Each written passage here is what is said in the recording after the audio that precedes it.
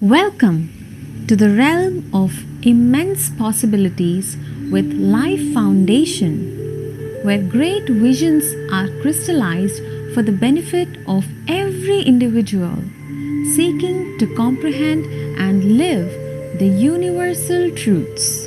Life Foundation was started as Life Research Academy in the year 2000 and had birthed Quantum Life University QLU in the year 2007 in 150 acres land along the lines of ancient Takshashila and Nalanda universities. Dr. Newton is the founder and chairman of Life Foundation. Dr. Lakshmi is the co-founder, and Rajshekhar and Sridevi are the founding trustees.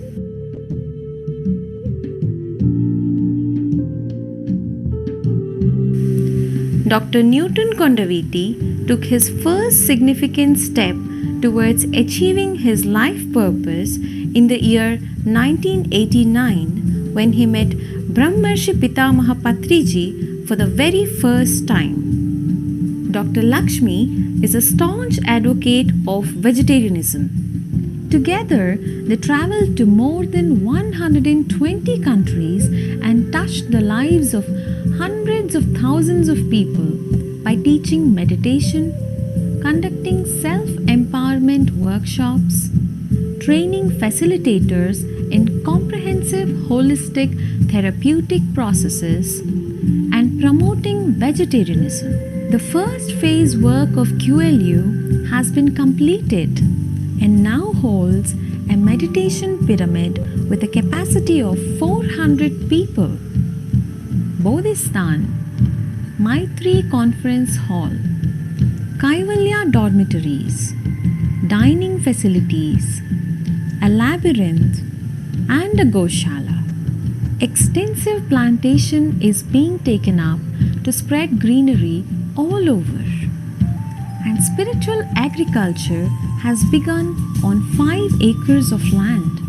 To aid inner speculation, the beautiful Saraswati Lake lies nestled in the midst of lush greenery.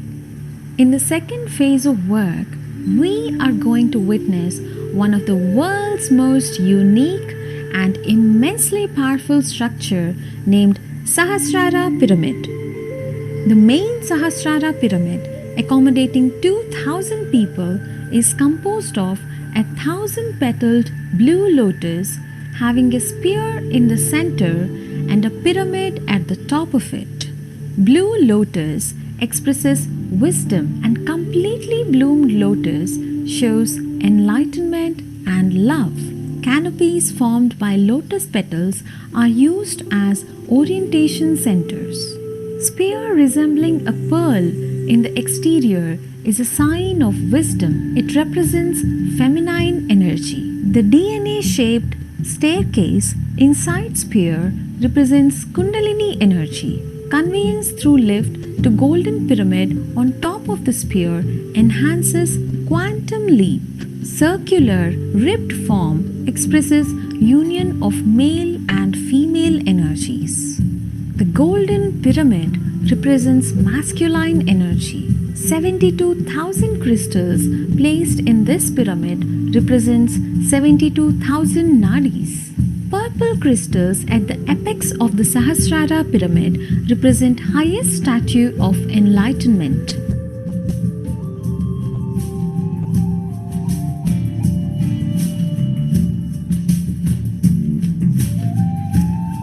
Join us in this unique mission to offer ancient wisdom to the modern world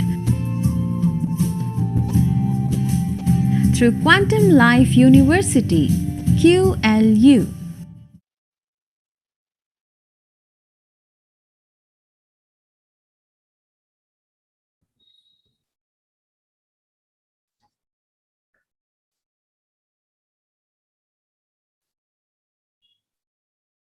Happy evening, everybody,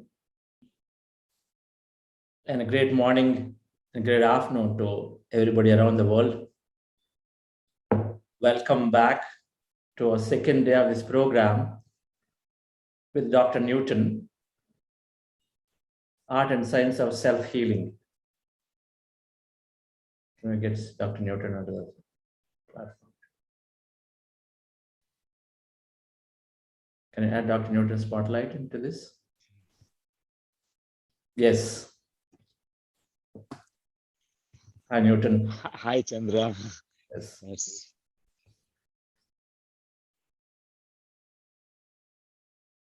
It was a feast of spiritual wisdom with practical application yesterday.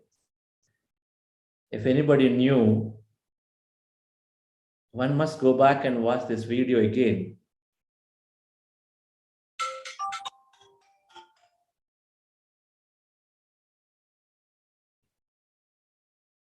That releasing those permanent, releasing those long-lasting blocks through that simple meditation, but then it comes with so much of knowledge and deep understanding from Dr. Newton, going and talking to the body, the layers of the body, different layers. Very profound knowledge is what we gain every time when we are with Dr. Newton. And his goal, and I've seen this project, Quantum Life University, that Vikarabad, his goal is to see that this can be replicable by offering graduate, postgraduate degrees to people who want to learn this core knowledge and then apply it.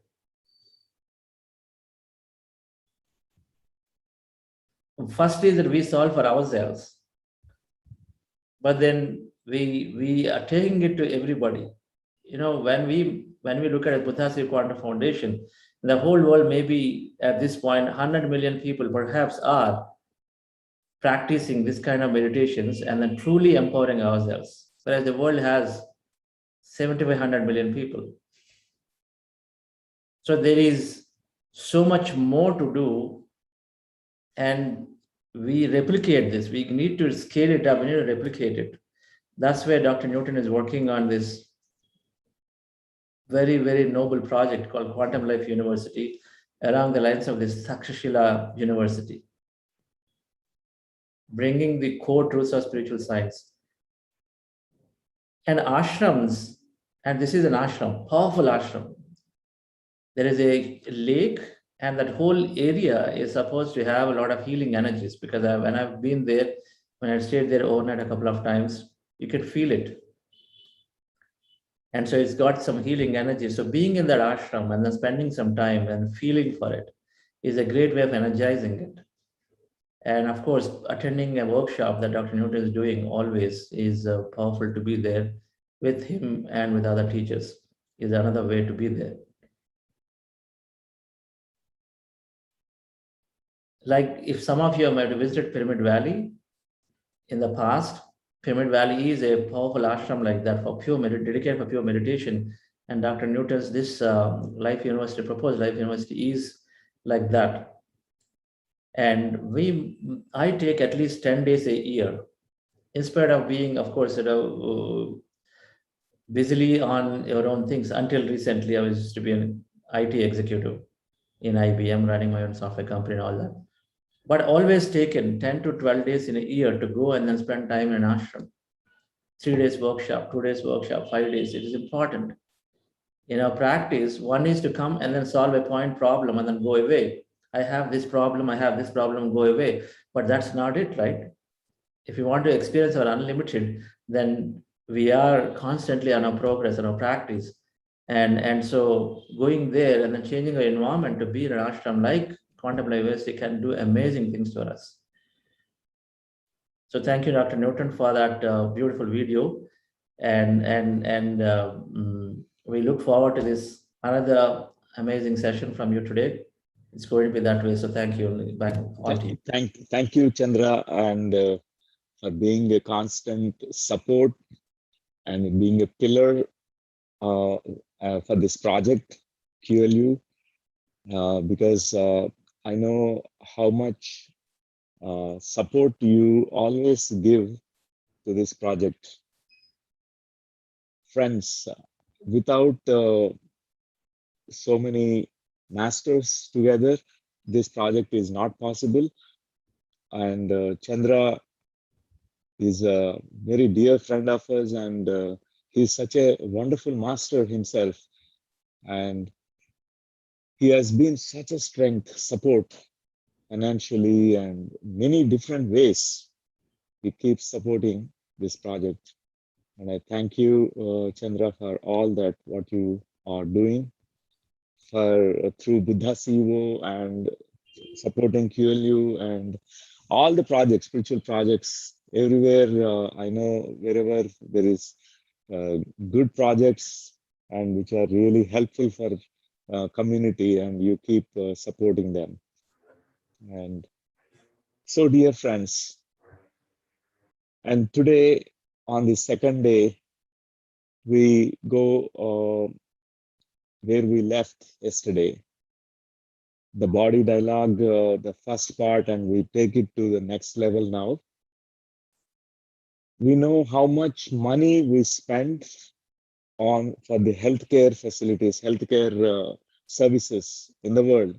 Trillion dollar money is going into just spending for, buying medicines and surgeries and going to doctors and consultation, all that, how much if we learn to heal ourselves, learn these tools, spiritual tools, how much we can really redirect this $1 trillion towards something very useful for community, for the world. So friends, these tools are really available from the ancient times. Even 3,500 years back, there was in India, there's a great master. His name is Sushruta. He's known as the first surgeon in the world. It's recorded in the historical scripture, history records, that he's the first one to perform a surgery, including the neuronal surgery, brain surgery. He could open the skull and do some kind of interventions there, and again, put it back.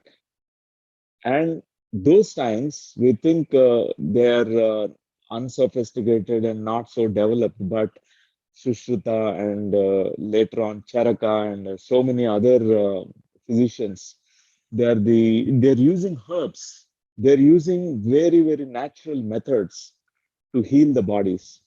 They were using primarily spiritual tools as well. Only when there is really a need, a necessity, a requirement, then they used to either do a surgery or something like that. Otherwise, they use the herbs or mostly correction through our own, practices like meditation practices or through what is called affirmations. There were affirmations practices also that was part of the ancient rishis used to follow that. They used to give an affirmation to a disciple. All the mantras that are there are nothing but very powerful affirmations. For example, when you chant Dhanvantri mantra, it is nothing but the healing, is a self-healing, activating the self-healing codes in you. So only thing is we need to decipher, decode what is there. We think it's something mysterious, the mantra. It's nothing but just an affirmation. With a because it's in a Sanskrit language, it has a certain kind of vibrations. When we affirm in a certain way, definitely it has a very powerful effect.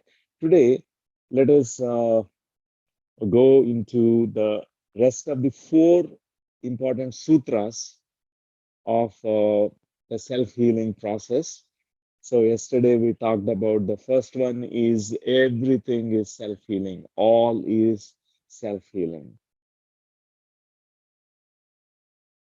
So unless you allow yourself to be healed, you give permission to heal yourself, really healing won't happen. It's so essential to give yourself the permissions. So yesterday we talked a lot about it. And the second one, do anyone remembers the second one?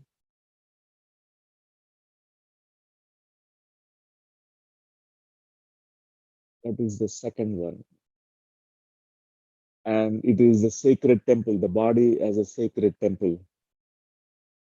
It's really a sacred temple. We respect our body, and we reframe our beliefs that we are carrying about we revise our beliefs. We need to update our beliefs about our body as something which fails us, which has limitations, which really makes us suffer, and it is painful.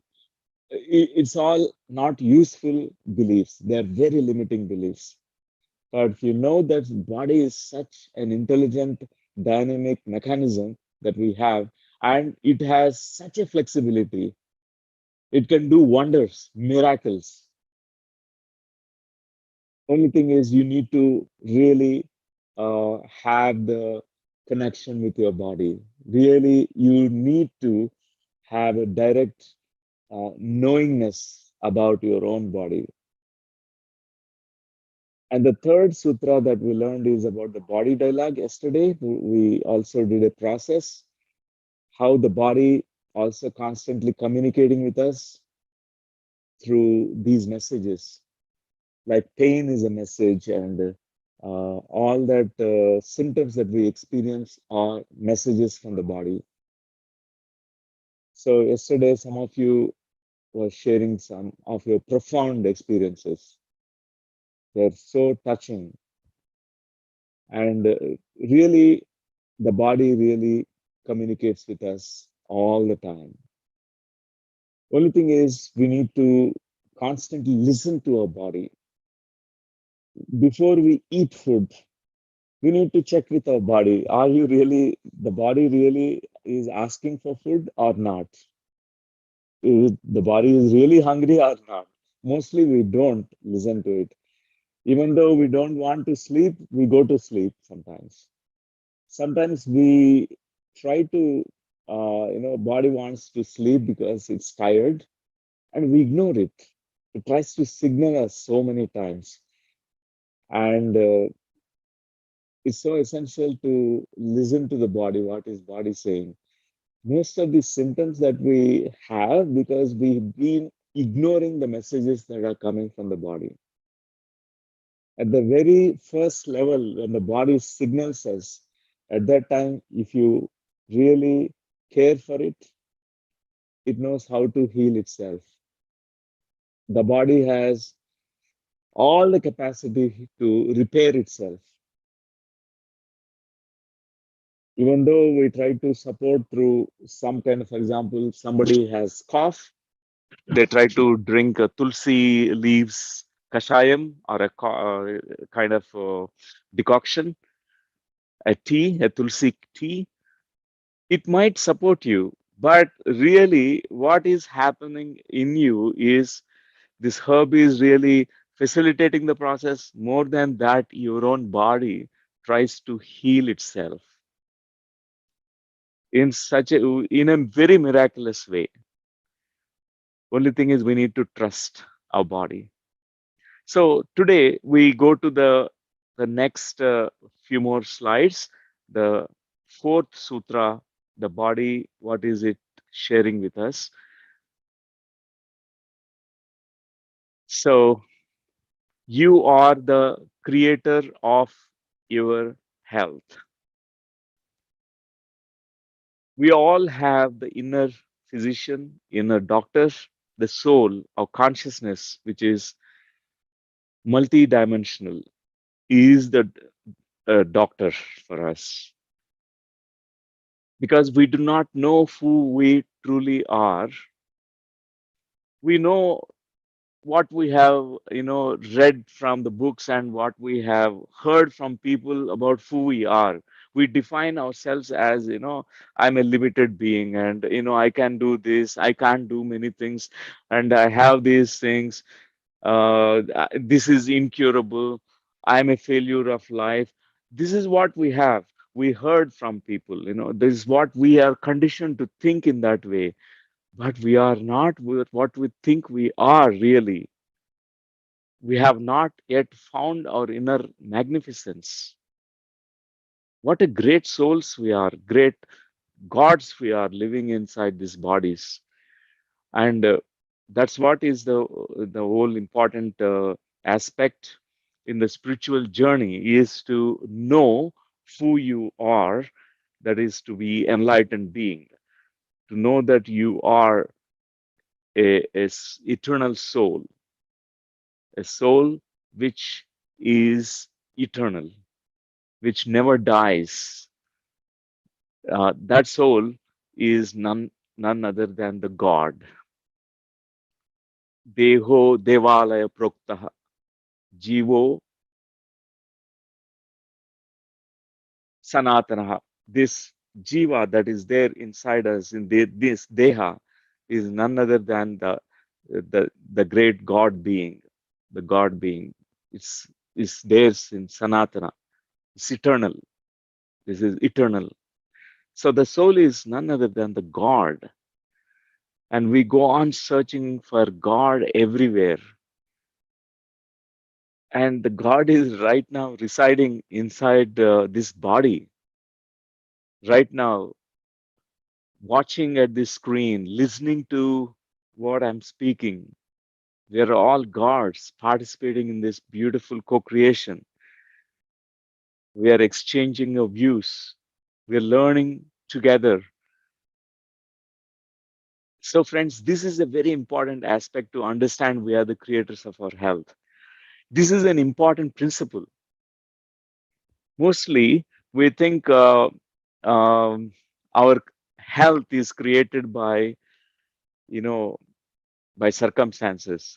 These conditions must be there, then I will be more healthier.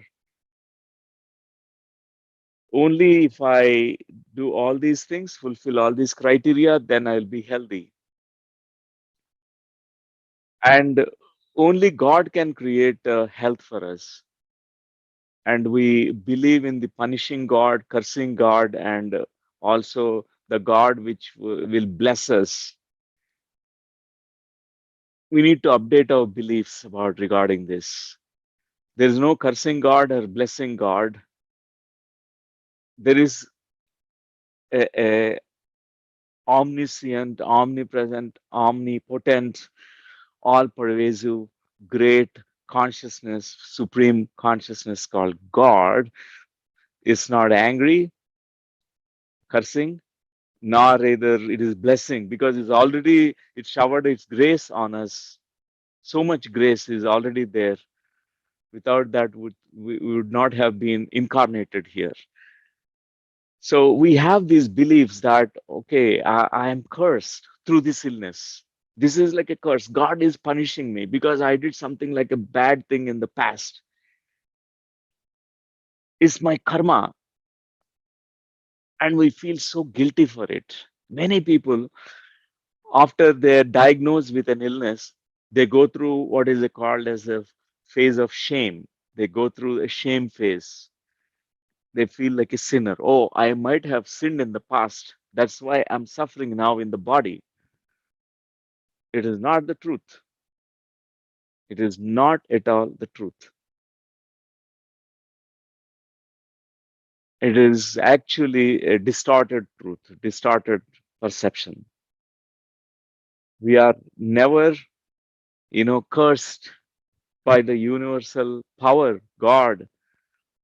Never the God wants us to go through something very, very great suffering and pain in the body. For our own purposes, for our own valid reasons, we create sickness in our body unconsciously. We do not know that we are creating our health, we are creating our own sickness. We don't sometimes realize. We throw the blame on, oh, because of my wife, this sickness has come. Because of these people, the sickness has come. Oh, because of my forefathers, these genes are transmitted and this colonic cancer has come. This cancer is now, shown up in my life. We blame sometimes. We blame past lives also. Oh, because of my past lives, because of my childhood, this happened. Of course, we carry the past baggage, but it won't create any suffering right now, only if we allow it to create suffering now. If we only allow the past to influence the present in a negative way, then it will have an effect on us. Otherwise, this present moment is a golden moment. The past will not really influence the present. This present moment, you have everything. You are such an abundant being right now. And friends, neither God curses us, neither past lives. We don't need to carry this concept of sin. I'm a sinner. I'm a Mahapapi. I have done something bad karma in the past life. That's why I'm suffering now. These are all, limiting beliefs.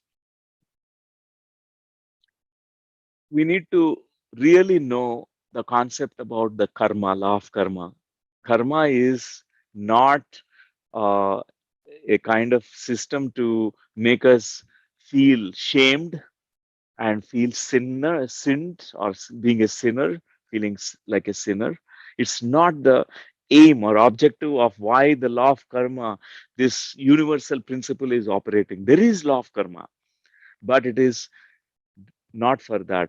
It is educational system. It is a learning system. Karma makes us learn our lessons. It's not just punishment system. We carry these beliefs that, oh, this I'm going through this illness, that means I have done some bad karma in the past life. That's why many people, they go through this phase of shutting down and getting depressed. There is a diagnosis shock they go through. After diagnosis, the doctor diagnoses, you go through a shock. You don't speak to people, you feel shamed, you feel like not sharing with anyone about your illness, and you feel I should not speak now because they come to know that I'm a sinner in the past life.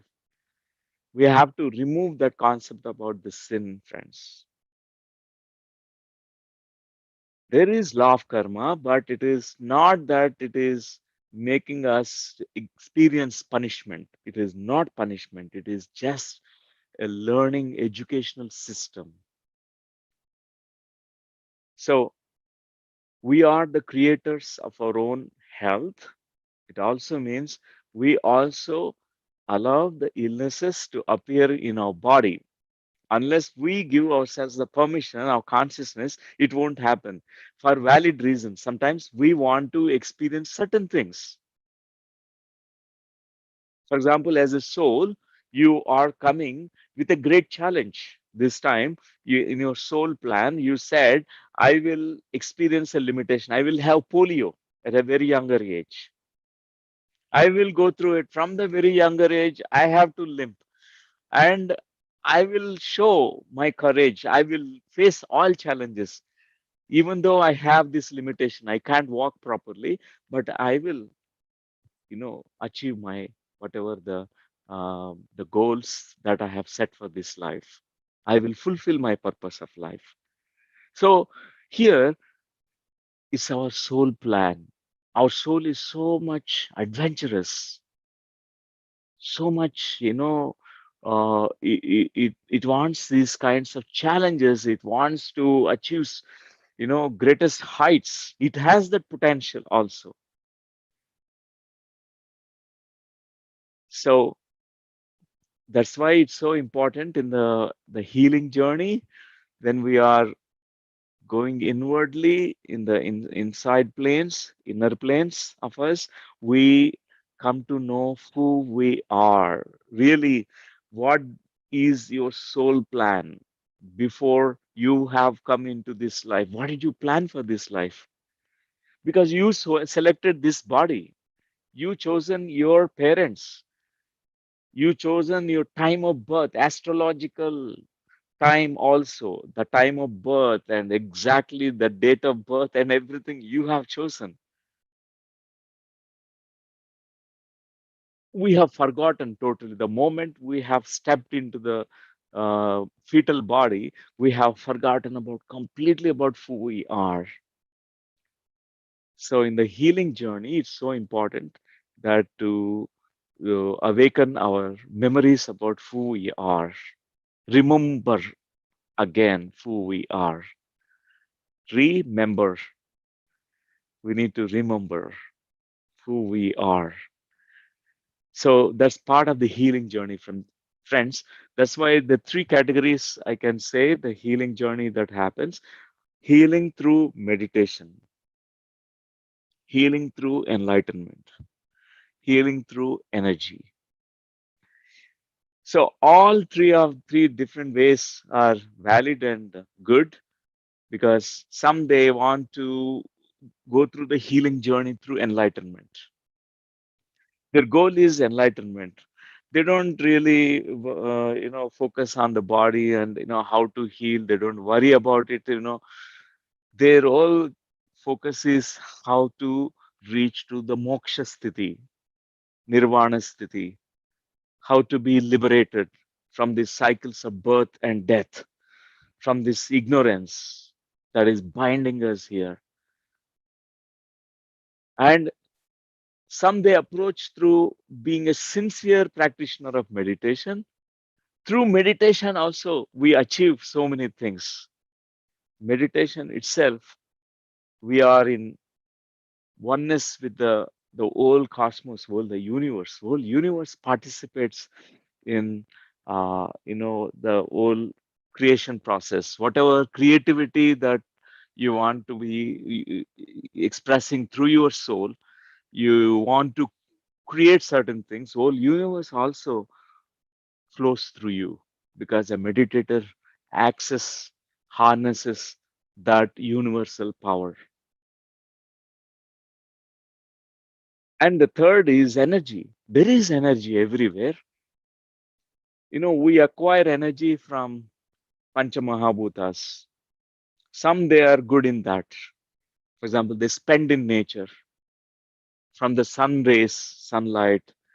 If a tree can take sun rays and take the energy of the sun rays and synthesize, all the fruits and so many things it prepares for us. All the food is coming for us from roti is coming from, the plants and the trees. How they're synthesizing it? They draw all the minerals from the earth, and from the sun they take all that energy. From the sun god they take that energy and prepares everything inside. If a plant can do it, why not we? We also have the capacity to absorb the energy from the sun, from the five elements, from the earth. If just a plant could take the minerals from its roots, how many fruits we have, every plant, every tree gives us so many fruits. It has all the minerals. We can't directly eat the minerals from the earth, right? We can't eat. But the plant can do that. It takes the nutrition from the earth. And we also can do that. We don't need to eat that, but we can absorb the energy from the Mother Earth. The same way from the Vayu, from the wind element, also we can take the energy. We can take the energy from the water element. There are certain practitioners in Himalayas who does that. They are in oneness with the nature, five elemental nature. They get all the energy. They don't need to eat food also. They nothing can really harm their bodies at all. They can stay inside the water for months together. They don't need to even breathe. They stop breathing. They can leave the body at their will and again enter into the body. They can die in this moment. For example, they feel that okay, my life is now full. I'm full, and let me say goodbye. And they don't even take an extra second. Also, just they will say, announce it. I'm going. Tata, bye bye, and they'll sit in meditation. Just they leave at their will. They they vacate the body because they're masters of this energy. So, friends, these are the different ways that the healing process it continuously happens. And these are just some of the spiritual ways, but there are thousands and thousands of ways also. Herbs, whatever the herbs that we have, it also has a healing capacity. All the systems of medicine, for example, acupuncture, the Chinese traditional Chinese medicine studies about the meridian system. We know from our Upanishads, from our own meditators have this experience.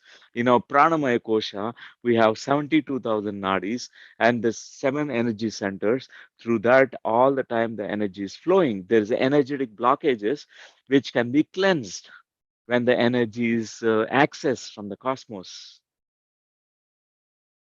Those blockages can be cleared. So traditional Chinese medicine, through acupuncture needles, what they do is they just identify exactly where the blockage is, in which meridian. There are 14 meridians and plus 6 extra meridians. They're called as frontal and dorsal meridians. So I didn't diagnose first. For example, there's some problem with the liver. They know what is the meridian which is passing through the liver. What is the blockage? Why it is causing hepatitis for you? Why it is causing diabetes? What is happening in the pancreas? Why energy is not going to your organ called pancreas? Or why it is not reaching to certain organs like your brain? So these energetic blockages, they clear it through acupuncture needles.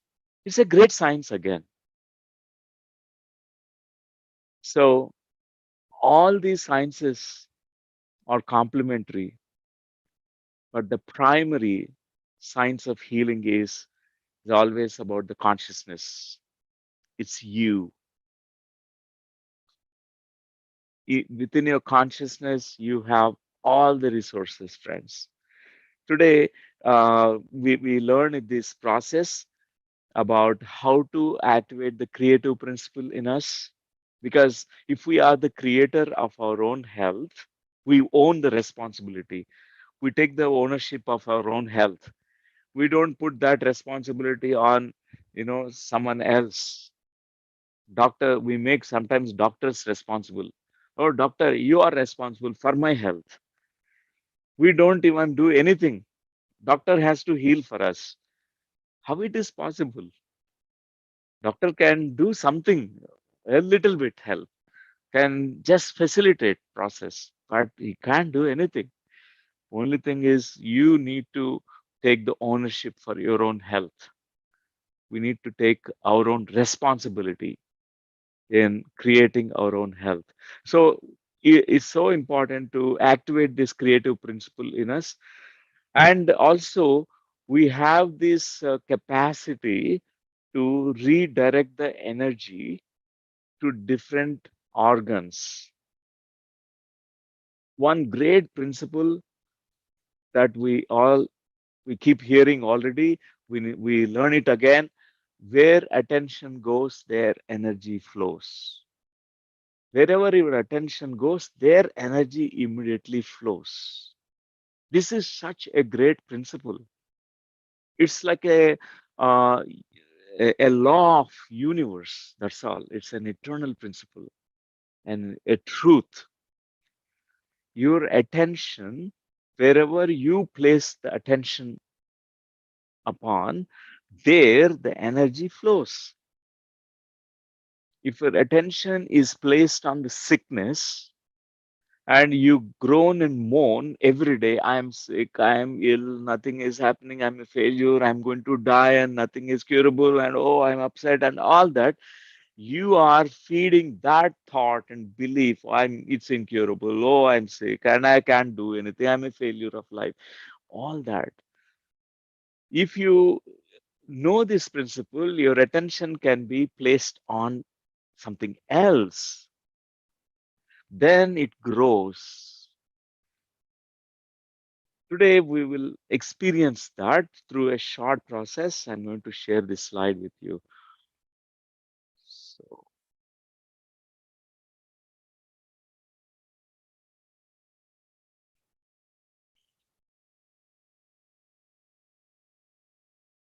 so friends, Our beliefs create our reality. We have so many limiting thoughts which keeps creating limiting realities and limited realities, and including um, the realities which are affecting our physical body. If I go and drench in the rain, I get cold. This is also a rotten belief. But there are people who don't have this belief, and they're perfectly all right. They go into rain and they will be completely all right. Most of the mothers and fathers, they teach this to the children. The child is very curious about the rain. They want to get drenched in the rain, but the mother say, you get catch cold, go, don't go into the rain. It's almost like we are feeding their mind with this limiting thought that this is bad, there is a virus, there is bacteria, and this is harmful for you, and all that. So some of these beliefs are not supportive at all. Sunny thoughts are as biologically necessary to your well-being as are the rays of the sun that shines in the sky. Sunny thoughts create sunny reality. Healthy thoughts create healthy reality. Sick thoughts create sick reality. As is our thoughts, so is our reality. So friends, Yamati Sagatit Bhavet. In Muktopanishad, there is a beautiful words of shloka in that shloka. Yamati Sagatir Bhavet. Whatever is our mati, our gati will be determined based on our mati. Mati is mind. What are thoughts that we have in our mati, our mind, our gati, our destiny, our destination also will be like that. So it's so essential to always evaluate, look at your what kind of beliefs you have about the health. If you write beliefs about your body, what do you believe about your body? What kind of beliefs you have about your body? Three beliefs about your body. Let's do this, and just even in your mind, you write it. Just think about what kind of beliefs you have in your mind about your body. And the second question is what beliefs you have about your health.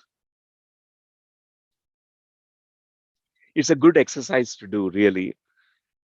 What beliefs you have about your body, because we were told that body has a very limited capacity, but it is not all true. It has so much capacities which we do not know yet. So much capacities the body has. We also believe the body is um, the place where we experience pain and suffering. The body is the it makes us experience pain and suffering. It's a belief that we carry. Partly it is true, but it is not the whole truth. It's not the whole truth. What else? We also feel the body uh, also it betrays me. One day it will fall sick suddenly. I may fall sick in my body suddenly, all of a sudden. One day I will die in my body. We have these kinds of beliefs and thoughts. Strange. We carry these beliefs, really. We have never tested these beliefs, whether these thoughts that what we are believing is true or not. We have never tested them because we have seen our parents or grandparents having some kind of problems at a very younger age. And we think, okay, my body also will get this problem. We believed in that way. What we have observed, what we have seen the television, what we heard, all that we think as really an universal truths, but it is not really the facts or truths. We have to check with those limiting beliefs, friends. The body has infinite capacities. If you prefer, if you make an option, that option is open for everyone. You can stay in this body for such a long time, not just 100 years, 200, not even 200. I'm talking about thousands of years. It's possible. Only thing is, we have to make a choice about it. Make that option available. We have to update our belief structure totally. We have very poor beliefs about our body. If we know what a reparation capacities the body has, such a rapid way it can heal if you trust your body. I have seen meditators healing their bones so quickly, even though after they have been fractured, so quickly. They could repair the body within no time because they have updated their beliefs. These limiting beliefs will not support us at all. And what other beliefs you have about this body? And we have the belief that whenever the sickness comes in the body, it will not go away. I have to suffer forever with that sickness. And particularly, this comes from our medical systems also, that sees there's a diagnostics criteria, and after they diagnose, they say this illness, it is forever. You have to take this medication forever. Your body has to go through this sickness forever. Till you die, you have to take this medication. There we have completely lost all the hope to cure ourselves. There's a new belief inserted by the doctors, medical community, that this is incurable. We lose the hope. Many people, after diagnosis is made, they go through tremendous shock, friends, because it is not the intention of the doctors really to upset patients, but whatever the conventional knowledge that they have acquired through medical training, they are the best, whatever the best they know, they are giving that, but it is not the updated knowledge. Sometimes it takes away hope. When the cancer is diagnosed, people go through tremendous shock. There's a great shock, as if it is incurable, as if the life completely is going to collapse now and my life is going to end soon. And that seed of death is indoctrinated into our system right then when the diagnosis is made. Till that diagnosis is made, the person is so happy and all right. Many people, after diagnosis is made, they were so unhappy and it worsens the symptoms. They gradually deteriorate so fast, so rapidly. So we have so many beliefs that about this body as very, very, you know, limited, and it has it can cause pain for us. I have gone through all that phases, friends. Like, I used to believe that my body is really a troublemaker for me. That belief made me to always find ways to escape from my body. But the body gives us such a joy to stay inside the body. Think about, as a soul, you want to be enlightened in the soul plane. It is not possible. Even those who have reached to Tapoloka, Sri Krishna Paramatma in Bhagavad Gita says, even the Tapoloka Vasi who reaches to the greatest sixth plane of consciousness also have to come inside the body and do sadhana and reach to the seventh plane, or the whatever is called enlightened state, moksha sthiti. So this body is such a divine instrument. It is not this body which creates pain.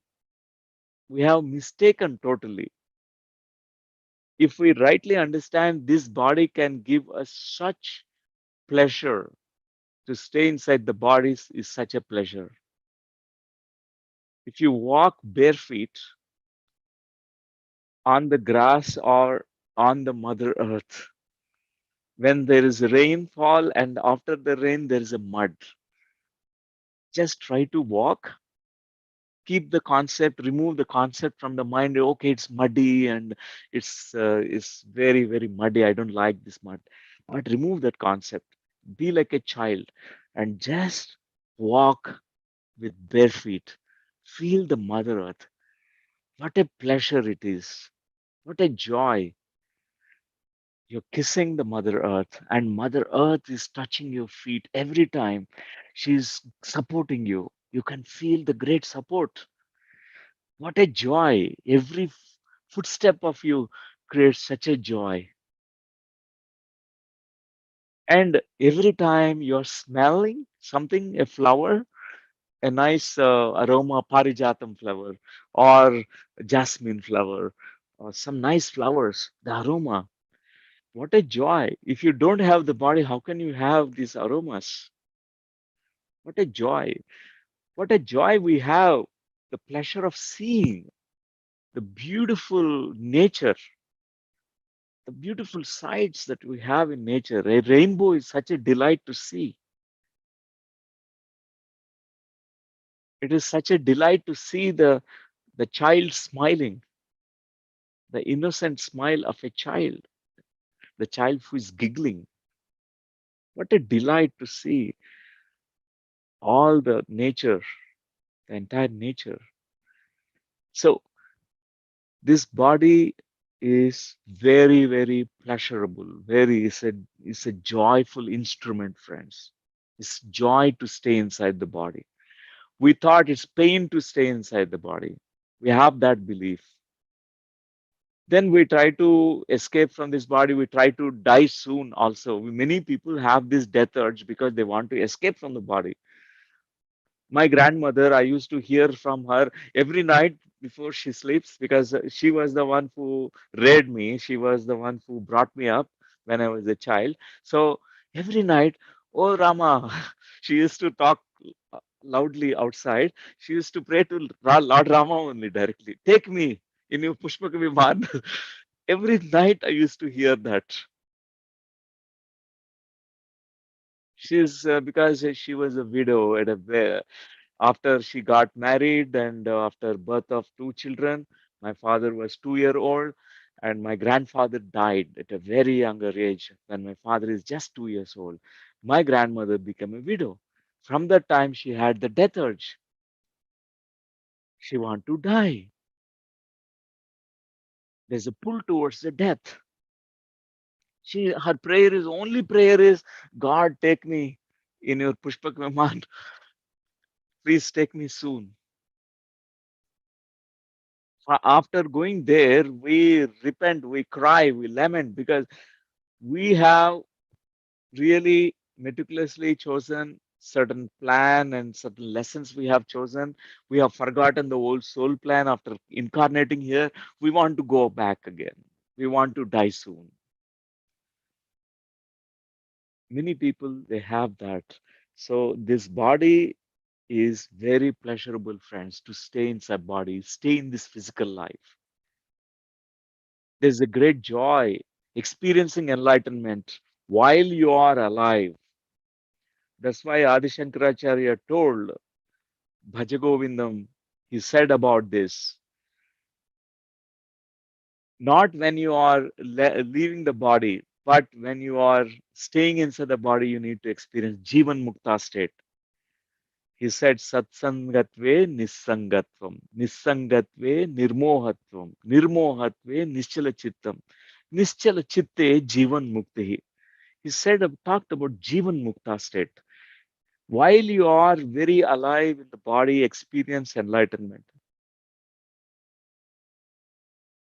That is such a great joy to experience it. So, friends, just write down your beliefs about your health. For example, somebody has an illness, they have many beliefs, incurable, it's not possible, our hope is gone, and many beliefs are there. Oh, it's hereditary, it's completely not in my hands at all, and oh, I have to take this pill to cure my illness forever. For doctor said forever you have to take this pill. And these are all beliefs which are frozen inside our minds. Unless we test them, we revise, update these beliefs, it's not possible to cure. For example, many asked me during this pandemic, do I have to be vaccinated or not? Many meditators asked me. I know that why they're asking that question. Many have not updated their beliefs at all. They have old beliefs. I need to be secured by this vaccine. This creates my antibodies in the body, and my immune system will be equipped. They're operating with that kind of belief framework, and only with that vaccine it works for them. Otherwise, they will be definitely, because they always, when they go out, they think always, oh, I'm not vaccinated. Everyone else is vaccinated. I am highly prone. They will definitely will get COVID. With this thought they have, I will get COVID because I'm not vaccinated, I'm not immunized.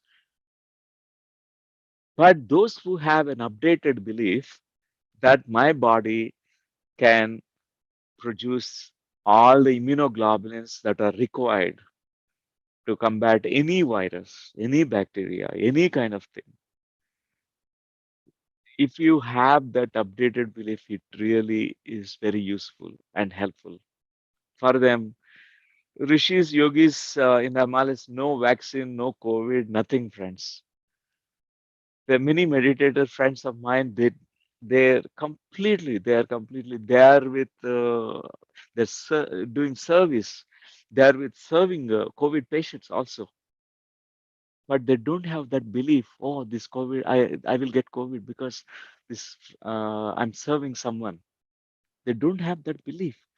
They have completely different energetic system. They have upgraded their system. Then no contagious diseases, infectious diseases really can harm you. It's the truth, friends. Our goal is actually to upgrade our consciousness, to update ourselves. So it's so important to look at your beliefs. What beliefs you're holding in yourself? Do you believe that you have very limited capacity and you're not enough to heal your own illness? I need some guru's help or some God's help, or my Jupiter planetary position now in Saturn. The Shani Dasa is happening, and that's why I'm going through the illness. Many have these astrological beliefs also. As is their beliefs, they suffer that way. They'll not be able to cure. Actually, astrologers told me when I'm getting married that because I have chosen the most inauspicious day for my marriage, because I want to challenge that, because it's all about what you believe. Though I believe in the planetary energies, I really believe the planets affect our system, our mind. That's why we find every full moon and new moon, it influences our mind a lot. When we are meditating on those days, it's so helpful. So astrologer told this inauspicious day, and one of you will die within a 1 year time. Either bride or bridegroom will die. I said to my mother, I don't believe about this. I have updated my belief structure, my belief frame in 1995, and I have is no rituals happened, no rituals, no Mangal Sutra, and no Pandit, no mantra charana also, nothing. Just with the pure hearts, I got married to Dr. Lakshmi. And there were meditator friends were there. All the meditators, Brahmanshri Pitama Patriji graced that occasion. He was there. And he made us everyone to meditate. Finally, he announced the marriage. So friends, after more than 30 years, we still alive. Whatever, almost my mother consulted 3, 4 astrologers. All of them said this same thing. It's the bad muhurta, change muhurta, change muhurta. Is we need to upgrade our beliefs. Some people believe in the stones, this colored stone. Wear this colored stone, you will be healed. Your problems. This is the big remedy. These stones can really change us. Maybe a little bit influence will be there because it has its own energy. Definitely, because some crystals have energy, but your consciousness is much more powerful, friends. We are ignoring that. We are just going tiny, tiny 1% help comes from the outside. We are ignoring our mind, which is so powerful. This concept from quantum physics called mind over matter. Mind, mind over matter means matter is 1%, mind is 99%. If you can tap into this, all that resource that you have in your mind, in your consciousness, in your soul, what a great power we have. We are only just holding on to that 1%, the matter, change your home. If you change Vastu, your health will be all right. Change your, this stones, change some astrological things, change your name, add extra N to your name. Many people, they add something to additional letters to their names. This is just 1% from outside. We try to, or numerological. You from that time they change, 6. The numerologist says 6 number is good and you will get good health. This also limiting beliefs. We are forgetting what kind of power that we have deep inside us as consciousness because we have not yet understood our consciousness. So powerful, friends. And I call them as all limiting beliefs. We carry so many limiting beliefs, limiting religious beliefs, limiting cultural beliefs, limiting social beliefs, family beliefs, and including your personal beliefs. Some of the beliefs are experiential beliefs. That means you have experienced at least 2 or 3 times in our childhood. That's why you said, I believe it strongly. Some believes that they're not good enough because they have seen that being replayed in 3 situations in their life, and they have now formed a frozen belief, a concrete belief that I am not enough. And some, they have seen a different kind of experience in the childhood, and they believe that, okay, whenever I go outside into dust, I get sneezes, I get dust allergy, I get urticarial rashes. If I go into sun, my hair falls. Some may develop this kind of belief. It happens that way. After that, every time they start having the hair fall and they validate, yes, it is the truth. They form it as a solid, concrete, immovable belief. We can't move that belief anymore because it forms such a concrete, solid based belief. We form such beliefs. It's called experiential beliefs, but we have to test it. All these experiential beliefs also in a very limited context. The context is very limited. That too, in a very limited time, and you have come to a conclusion that it is so and so, it is forever, it is like that. There are certain beliefs which are called indoctrinated beliefs, which were told to you. Any authority figures or scriptures, or could be any books that you have read, or some, uh, you know, high, uh, professional person who said that this is it. COVID means you will not recover. Cancer means you will not recover.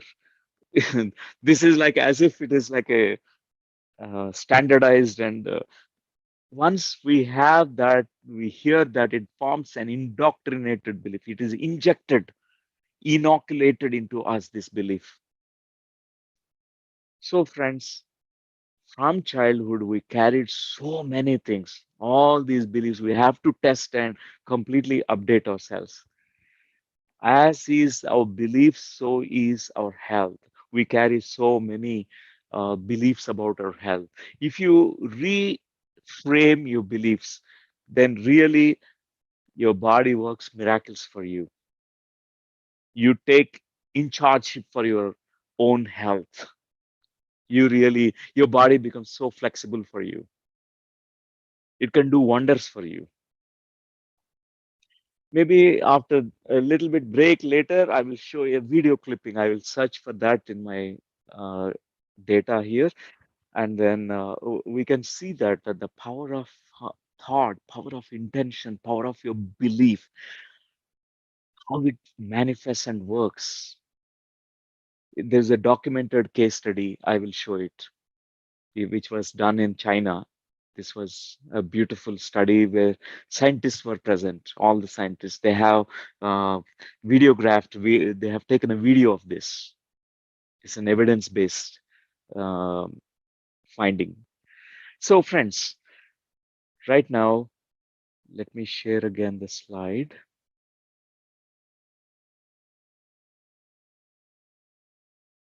We're going to do this process called energy flows where attention goes.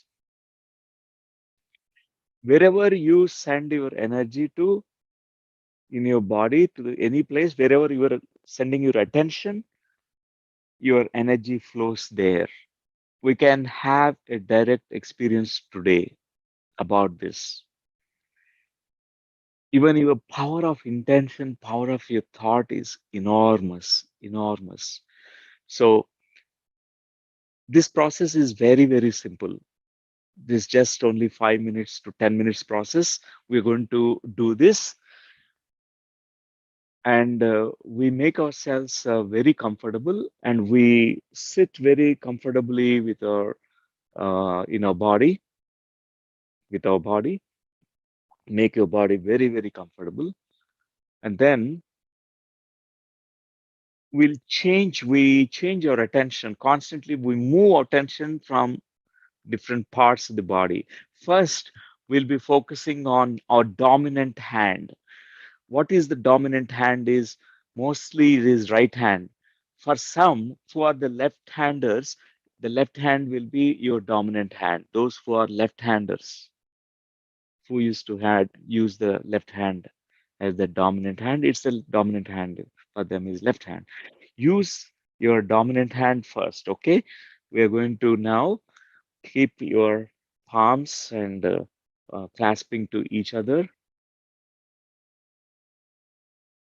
Keep this way because we are doing an experiment, one on top of each other. Instead of clasping it, you can keep like that, so that we can really recognize, what happens when you are directing your attention into your right hand, your dominant hand, or your left hand. What is happening? We're going to test it. We're going to see it. So I'd like you to now make yourselves ready, and you may close your eyes whenever you are ready, and begin to focus your entire attention on your dominant hand. If it is right hand, you keep your attention on your right hand, on your dominant hand. Give all your attention to it. Your whole focus is on your right hand. It means that your attention is not going anywhere else, nowhere else. You do not know whether left hand exists or not, whether rest of the body parts exist or not. Your whole attention is caught by your dominant hand. Give all your attention right now. Where attention goes, there energy flows. The consciousness flows there. Give all your attention to your right hand, dominant hand. At this moment, in your imagination, you see a dial knob, just like how we have in a stereo, our stereo player, a knob to control the volume. Here in this dial knob, you have the control till 7. Right now, your attention think that it is at the 3. I would like you to gradually dial it to 4. Increase your attention to 4. Notice all the changes that you can perceive in your dominant hand as your attention is number 4. Right now, on the dial knob, dial it to 5. Much more intense focus on your right hand.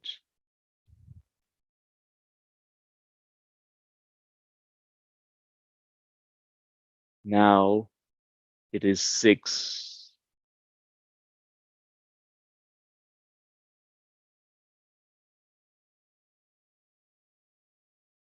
Your attention on the dial knob is 6.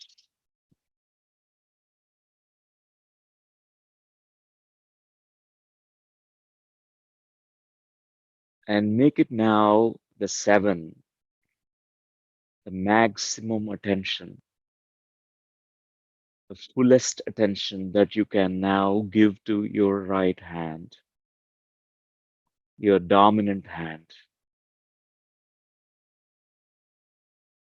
Notice all that, whether it is sensations that you feel, vibrations that you feel, all the changes that you notice, whether it is warm or cold or heavy or light, whatever changes that you notice in your right hand, just become aware of it totally.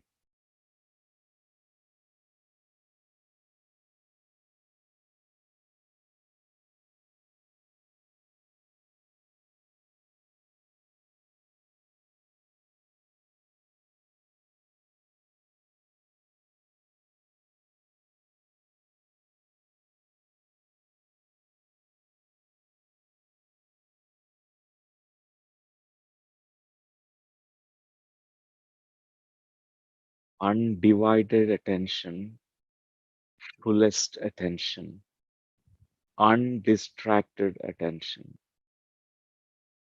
Your total focus is on your dominant hand. At this moment, in this experiment, I would like you to shift your focus to your left hand.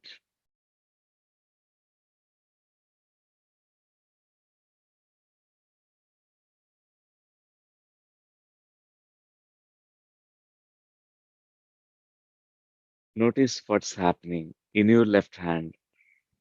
Where attention goes, there energy flows.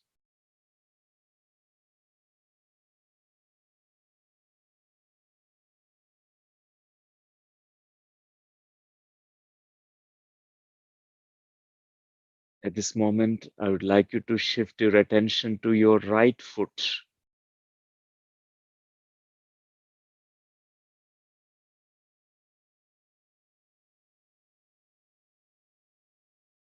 Then your left foot.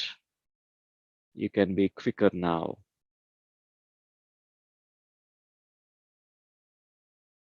Shifting your attention quickly from right foot to left foot.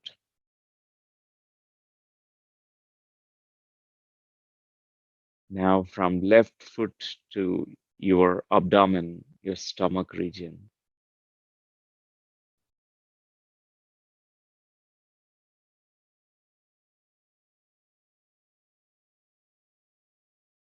Then your chest.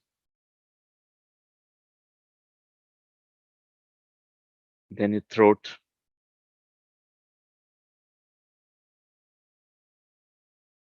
your right shoulder, and your left shoulder.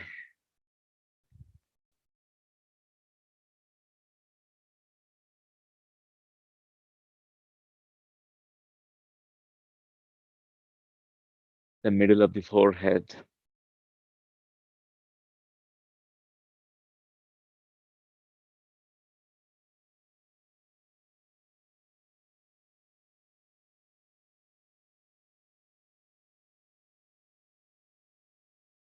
at this moment, I'll be asking you to again focus your attention on your right hand again, your dominant hand again. Where attention goes, there energy flows.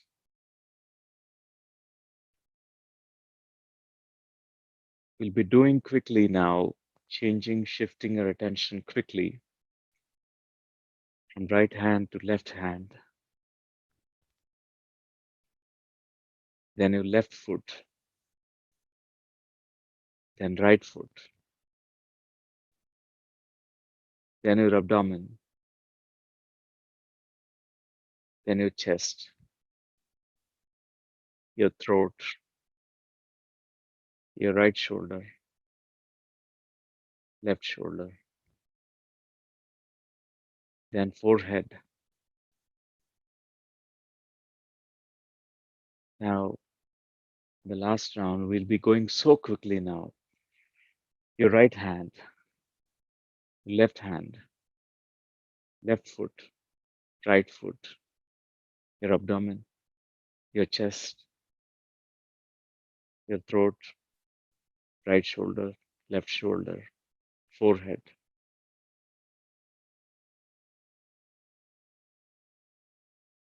Come back to your right hand again. Give all your attention again to your right hand.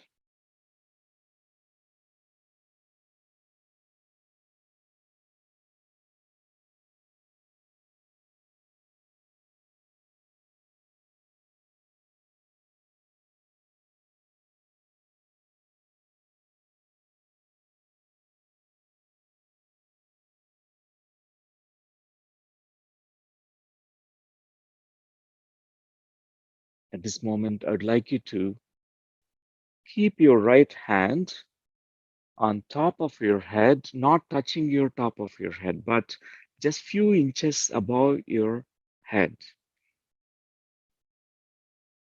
Keep focusing on your right hand. At this moment, even visualize, picturize, there's a great source of energy in the cosmos. There's from that source of energy, inexhaustible source of energy, there's a beam of light falling right on top of your hand. And your hand can receive all that. Take all the energy, infinite energy that's possible to take, receive from the cosmos, right into your right hand.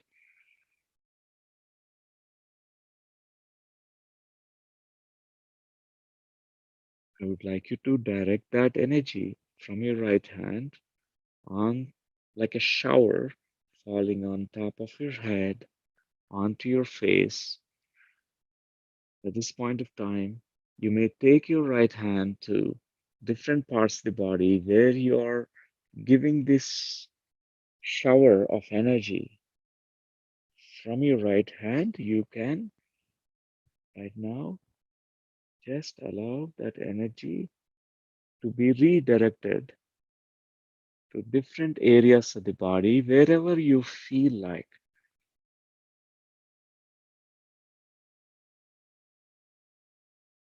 If it is the muscles of your legs, you want to just redirect the energy, you can place your right hand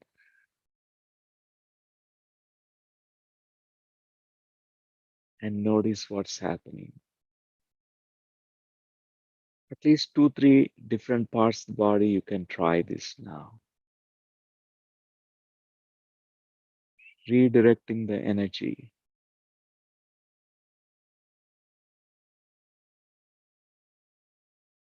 wherever that you want to channel this energy, whether it is abdomen, whether it is endocrine gland, a specific glandular structure, or your bones, could be anywhere. You redirect your energy. And while you're doing it, really feel it. Feeling is really important. Feel what you're feeling while you're redirecting this energy.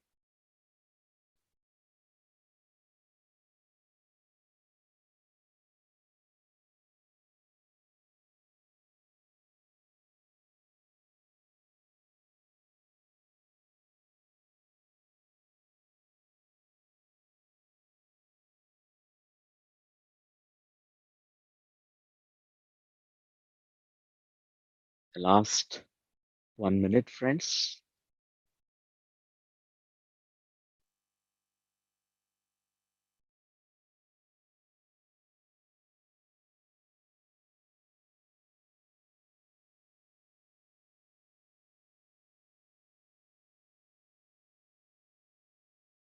Just bring back your attention to your whole self, your entire body.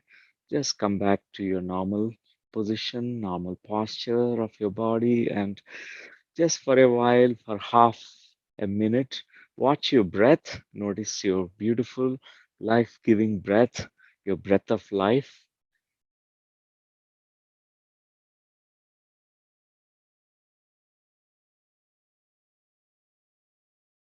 With a smile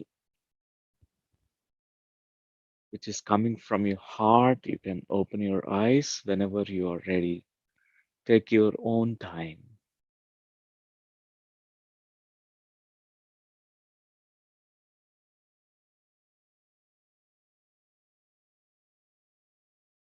Take your own time. That's wonderful, friends. That's wonderful. Very good. Welcome back. Welcome back. And we do a little bit sharing now about this principle called where attention goes, there energy flows. So, Arundhati ji, would like to share and namaskar. And yes, ma'am, you can. Understand. No, it was a tremendous experience, no? When you asked to wind up that these degrees from 6 to the 3 to 7, uh, even when you asked to go to the number 4, my thumb, the right thumb was vibrating as there was an aura of vibration around my thumb. Gradually, according to the numbers increasing gradually, it spread to all the other fingers. And when it was 7, from the lower hand, from my shoulders to lower hand, it was going. When you asked to keep the right hand on the top, it was very warm and it was flowing like anything. And I was able to redirect it throughout my body wherever I wanted. Then very quick moving, that was not easily possible to shift the attention. Yeah, the last very quick, that was not easily possible. It was fine. It is possible. You did it very well, ma'am. Thanks for sharing your experience. This is so useful, friends. This exercise is so helpful because you'll understand this principle. For example, where your attention goes, there energy flows, and instantaneously. Next, one more sharing. Praveena ji, we can have your experience.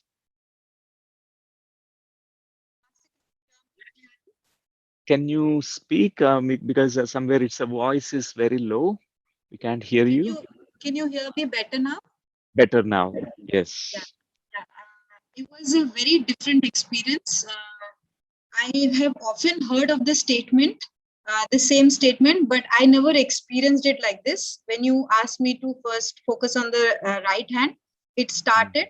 And when you took it through the first cycle of shifting it, I felt like something was shifting. It felt like energy was like something was tilting towards the other side. And then when you were taking it down, then again something is tilting. And I felt the tangibility of the energy, which I never felt till date. And when you took us through the faster cycles, I felt like it was like clearing a mental block in me. When I used to hear that statement, wherever attention goes, I used to think, how does it work? I haven't been able to touch it. I can understand it, but I haven't been able to touch it. So you made me touch it today. And when you went through that fastest cycle, I felt like it. I went through it very fast, but I also felt the energy very strongly in many areas. Some areas I couldn't feel it. I would like to know why. Maybe some areas, like I couldn't feel it in the left foot, I felt it in the other areas. And the last part where you told me to put the hand here, I felt the hand rising on its own upwards. And then when it came, something was guiding me to take it to those areas where it was most required for me. When you said take it to those areas, I felt like some voice telling me, take it here, now take it here. Now this is where you need. And when I took it to that area, suddenly that area was breaking out in sweat. There were droplets of sweat coming out. Yeah, it just started like as though some drops are sweating, and I'm sitting here. There's no change in the temperature of the room, no change in the environment, but suddenly only that area is just breaking out in sweat. So it was, I can still feel it in this hand. I can feel it as though I'm touching something, as though something is trembling inside. And it was Wow. full. Thank you so much, Master. Thank you, Pravinaji. Wonderful, wonderful. And friends, sometimes in certain parts of the body, the energy you will not be able to see much, is not being redirected there. You feel less energy in certain areas, but as you do this, you will start actually mobilizing the energy. You will find that circulation of the energy so well. We have such a capacity. Through directing our attention, we can direct the energy flow in different areas of the body wherever it is required most. So one more sharing, after that we'll go to the next topic. And Anil Balotia ji, yeah, here. Namaste, sir. Namaste, sir. Namaste. Amazing, sir. Today, this experience was amazing, I must tell you. When you ask us to put attention on the right hand, I clearly felt my hand became heavier. I put my right hand over the left hand. So left hand was feeling lighter and right was very heavy. And I felt the sensations, vibration, as if cells are vibrating, fingers are vibrating. When you asked us to shift to left, the right became too light and the left became too heavier. So same thing continued, the clear shifting. But the best part was when you asked us to allow the universal light to come and over the head. And this experience I had 2 years back when I was coming to QLU. My hands used to be very warm and I could feel the heat coming out from my palms. Today, I reinstated that energy back into my consciousness. So when I invited the energy, my mind was totally blank as I'm meditating. And I felt as if the iron is on my head, some iron is on my head. The heat was so immense. And I kept on moving it. Still, I am doing it over the forehead. And I feel the heat is going inside.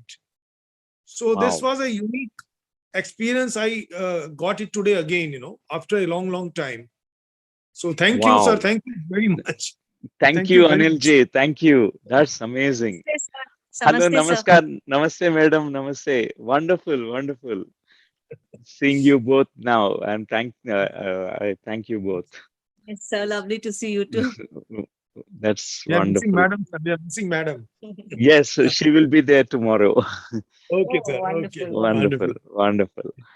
So, friends, we keep really, these experiments will make us understand what a power that we have through attention of us, through our consciousness of us. We can do so many wonders.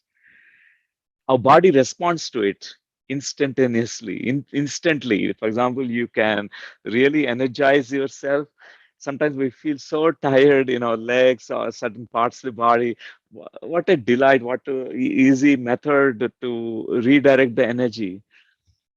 Just what we used in this technique. This is, I have adopted it after studying from Robert Fritz. He has written few books in 1996.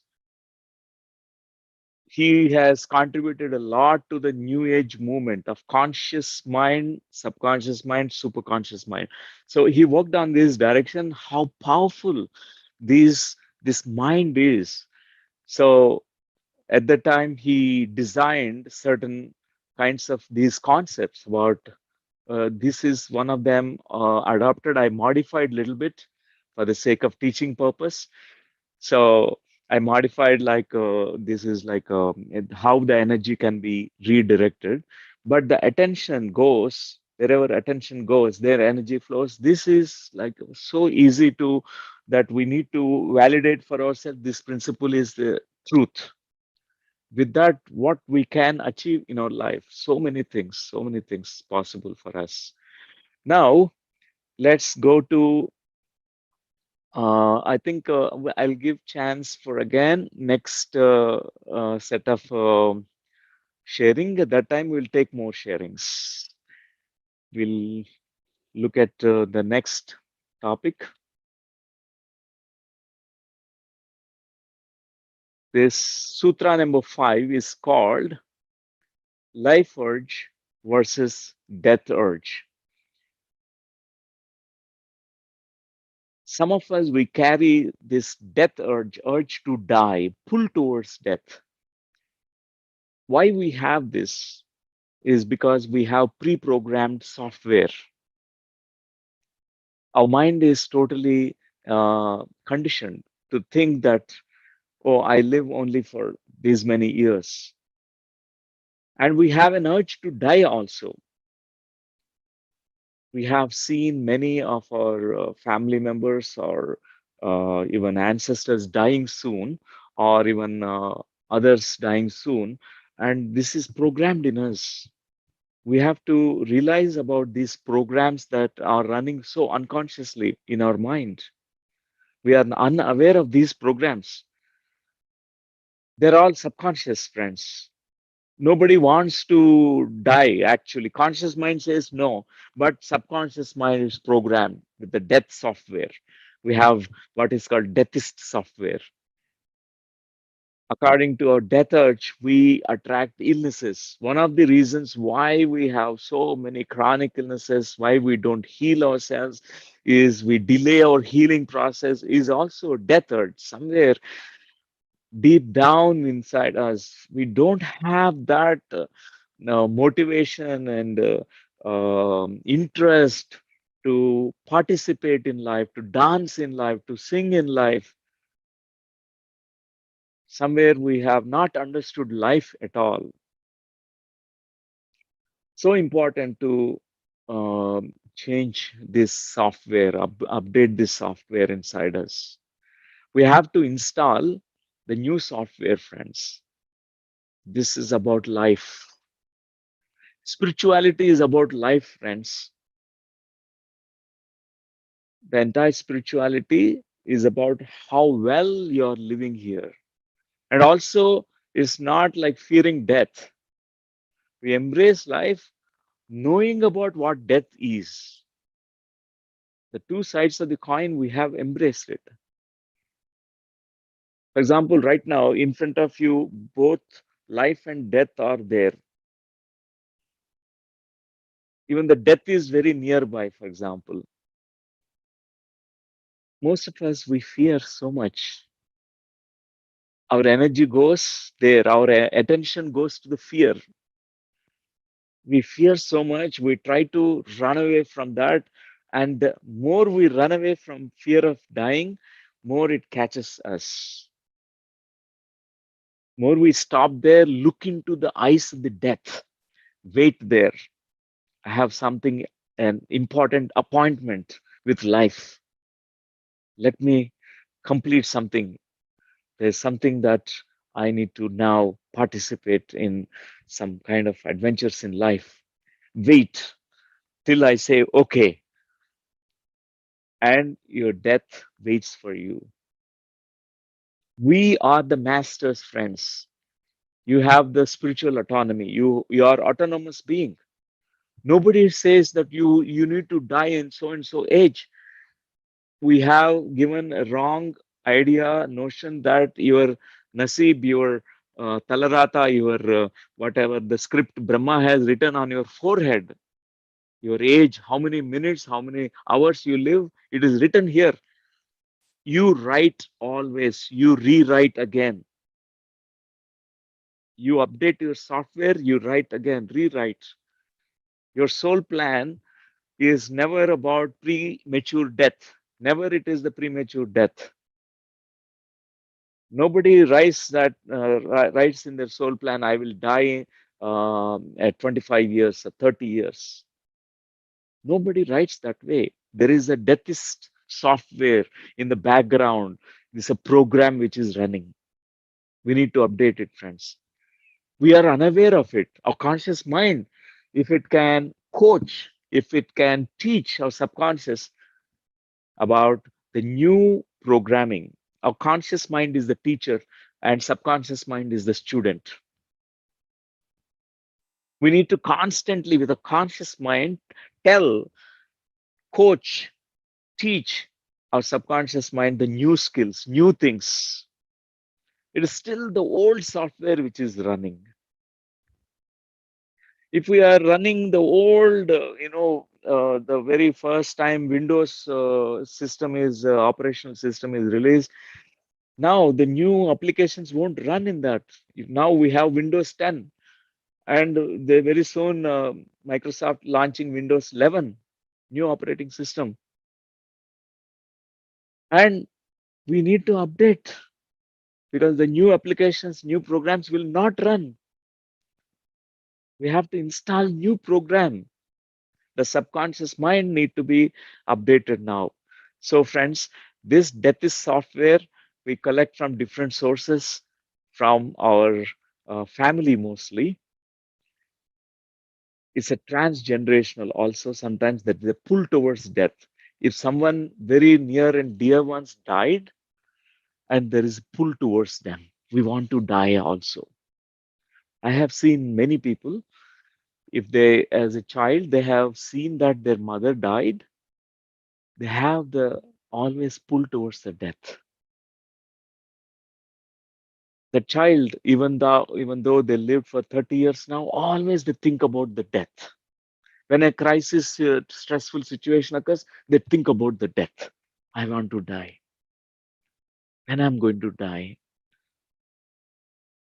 So if you notice your thoughts, hardly the thoughts about participating in life, about being passionate about life is not there. If we are not passionate about life, how we are going to dance in our life? Life is meant to be a great celebration. It's meant to celebrate. It's just dance. It's celebration. It is not just for anything else. More we know about ourselves, more we celebrate, friends. More we know about our own magnificent selves. This magnificent self has come into the earth plane to rejoice, share the joy with everyone around. If you are joyful, you share the joy to thousands and thousands of people. If you are a sad person, you will make millions of people sad also. Through your sadness, you make it's such a great virus. Sadness also is a virus. You make many people sad along with you. So it's so important. We need to look at now the life. So we'll also do a short meditation for this. And in this meditation also, we look into the eyes of the death and we ask the death. Death is such a wise teacher, nothing to be afraid of death. If we have to die one day, definitely we have to graciously walk into the embrace of the death. Life urge is the key to longevity and health. The life urge is the new thing that we take into us ourselves. So right now, let me stop screen sharing. So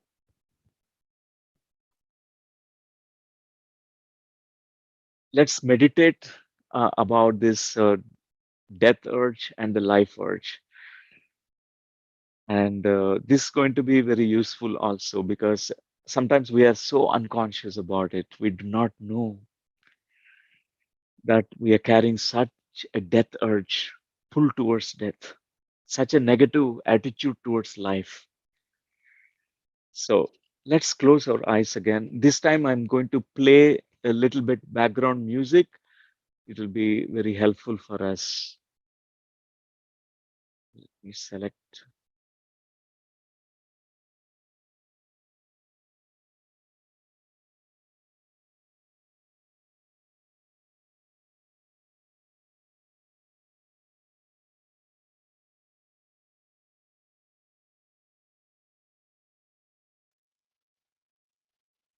So dear friends, make yourselves again very, very comfortable.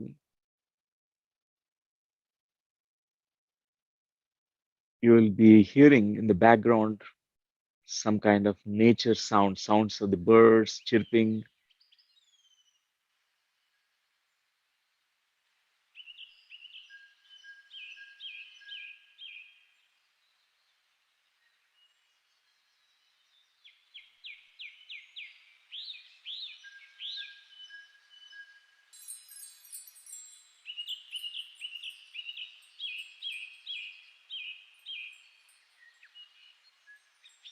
Allow yourself to totally relax your body as you inhale and exhale. With each breath, make yourselves totally relaxed. Just scan your body parts from head down to your feet. As you also sync with your breath, align yourself with your breathing, you can go much deeper and deeper. Every time you're watching your breath, you can relax deeply, deeper than ever before.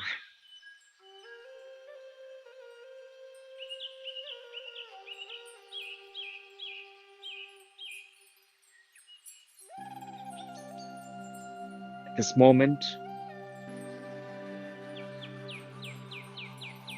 I would like you to expand this state of relaxation into your mind as well. Let the mind be totally free from all the stressful thoughts, the routine negative thoughts that we have in our life. Like dark clouds totally dispersing, and there's a beautiful sunshine appearing in the sky. There's a blue sky. The same way, the mind, all the mental clouds, all the stress that we have been stored in the mind, let it be dispersed. Let it be cleared right now. Just this totally beautiful nothingness and emptiness, the blue sky.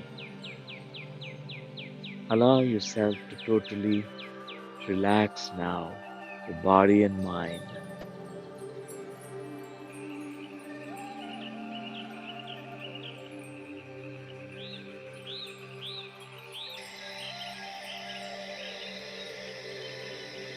This moment,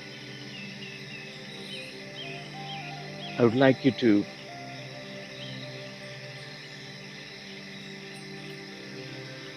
give all your attention to your mind's eye. Through your mind's eye, you can picturize, visualize or feel, perceive, or imagine the death that is waiting there. You are sensing that. In a certain distance, you see the death waiting in certain form, maybe a black shadow form. Does not matter what form do you give to the death.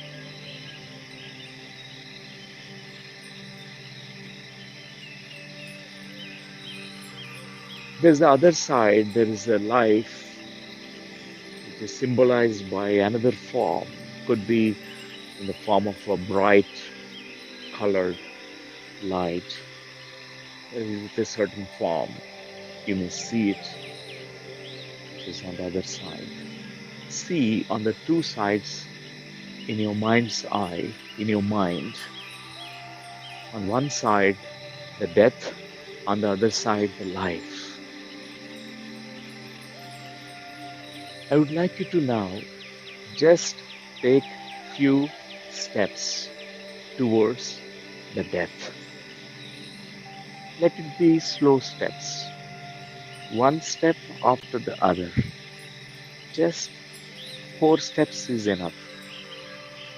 After you come to close proximity to the death, you look into the eyes of the death. Through the eyes of the death, you will be seeing all those people who died in your family and in your family tree and your friends and all those people who died. They reach to the dead realm of dead. Through the eyes of the dead, you can look at them, all of them.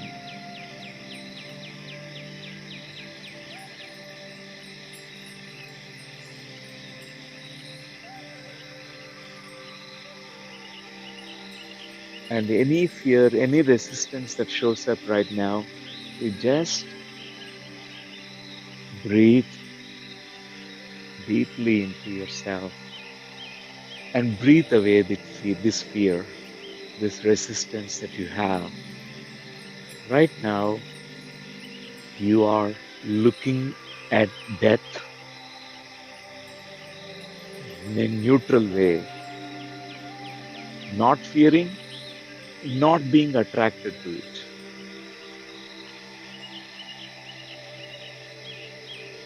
You are not pushing it away, neither you are pulling it towards yourself.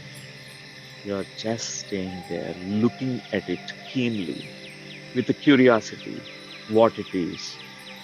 At this moment, you can have this inner conversation with this death, with this form which is symbolized by something in front of you.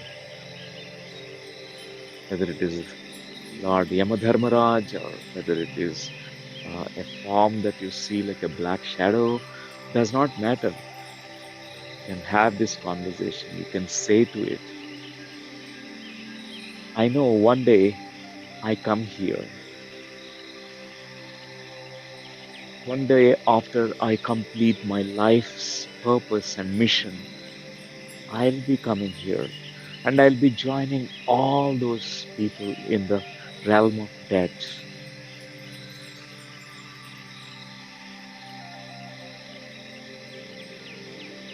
Before I come here, I have something to complete, something to fulfill. Please wait. Give me some more time. I will come certainly one day after completing my life's purpose and mission. Not a moment before, not a second before.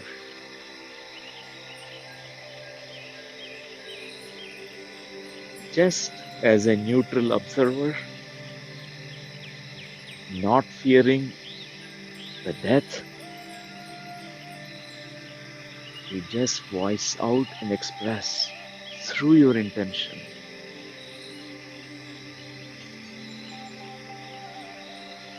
Ask the death to wait.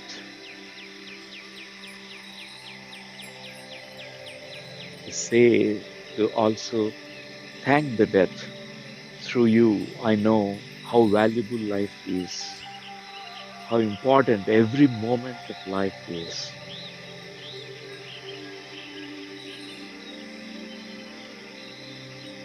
At this moment, you say goodbye for a while and turn towards life in your mental picture, in your imagination. Turn towards the life now, the life that you received as a gift from your mother and father.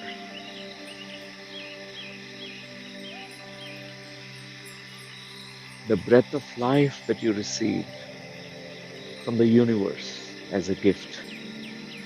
Turn towards life now. Take steps now, slowly, one step after the other. See yourself coming to close distance to that life. Recognize how far you are so far. Become aware. Take a few more steps so that you can really embrace life as it is and participate in life. Live your life fully.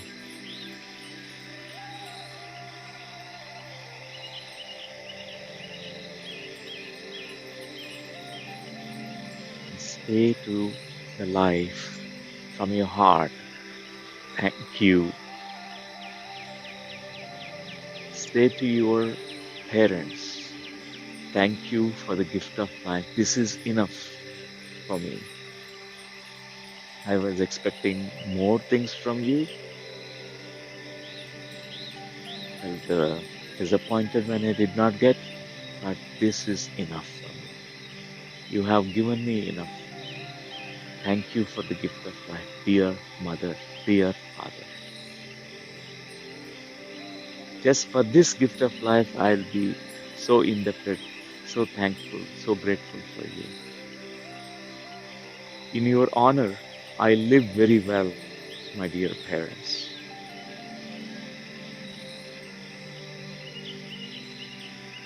Behind your parents, you see grandparents, behind them, great grandparents, behind them, ancestors, generations. Some of them you never met them, great grandparents, but you know that energetically they are there. You are here because of them. You also thank all of them. The gift of life that is passed on, the life that is passed on through all of them, through your parents, you received it. Now you are passing this gift of life to your children and your grandchildren and many generations in the future. So say thank you, a big thank you. Take the life fully into your heart now, embracing life fully. To whatever extent that you can do it now, you can take it. Please, 80%, take it 80%, 90% or 100% also. Say, I take the life fully now into my heart. I honor this gift of life by living very well, living fully.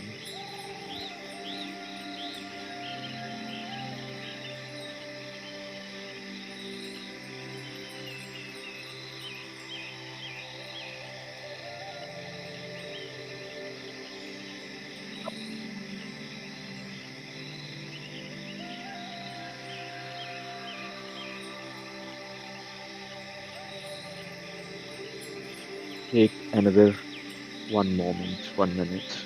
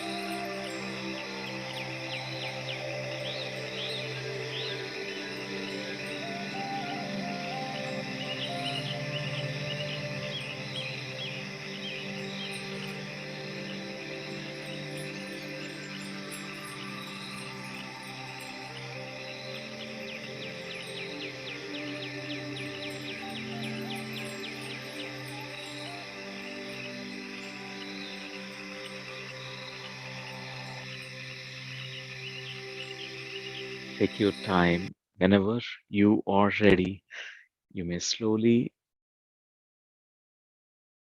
come back into this moment, and you may place your hands on your eyes. You may open your eyes. That's wonderful, friends.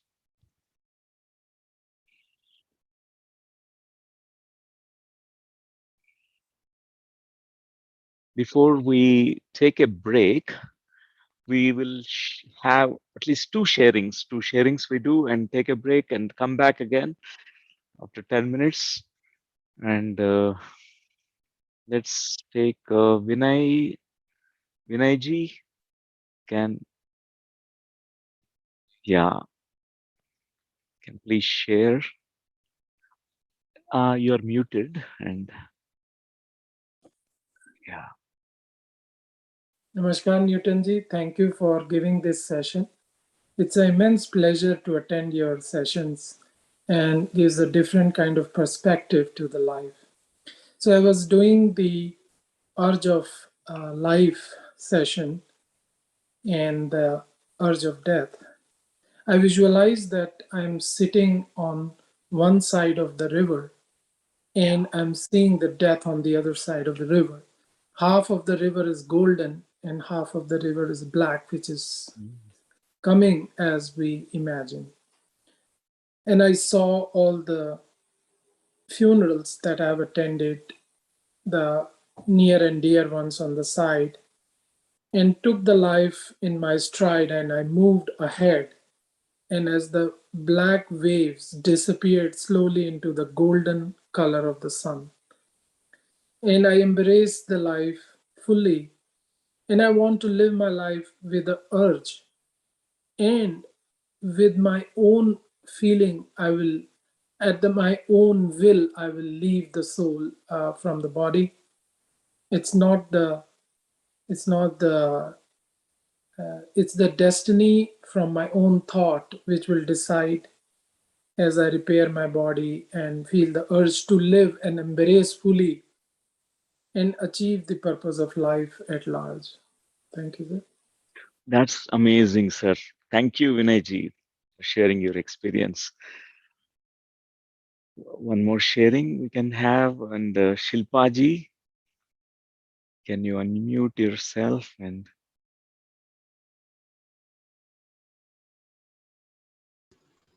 yes, Am I audible? yes, you're audible. I normally cannot see any visions, but I saw a very darkness as in the form of death, and I could imagine all the people that you said.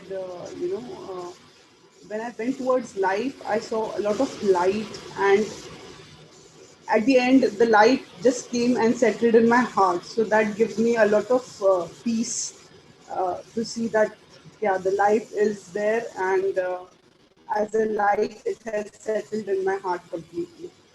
So that was my experience. That's wonderful because we have different types of experiences. Some people are more visual kind of visual experiences they will get. Some they're kinesthetic people. They have more of body kinesthetic experience. So through body sensation, through impressions, you get more of an impression. Like Yes, you said, you narrated that the impression that you got is a black and this is light, and you could right. see, feel it in your heart, and you feel it in your body. That's what is the kinesthetic experience. It's as good as a visual experience. Actually, this is more valuable because your body also feels it.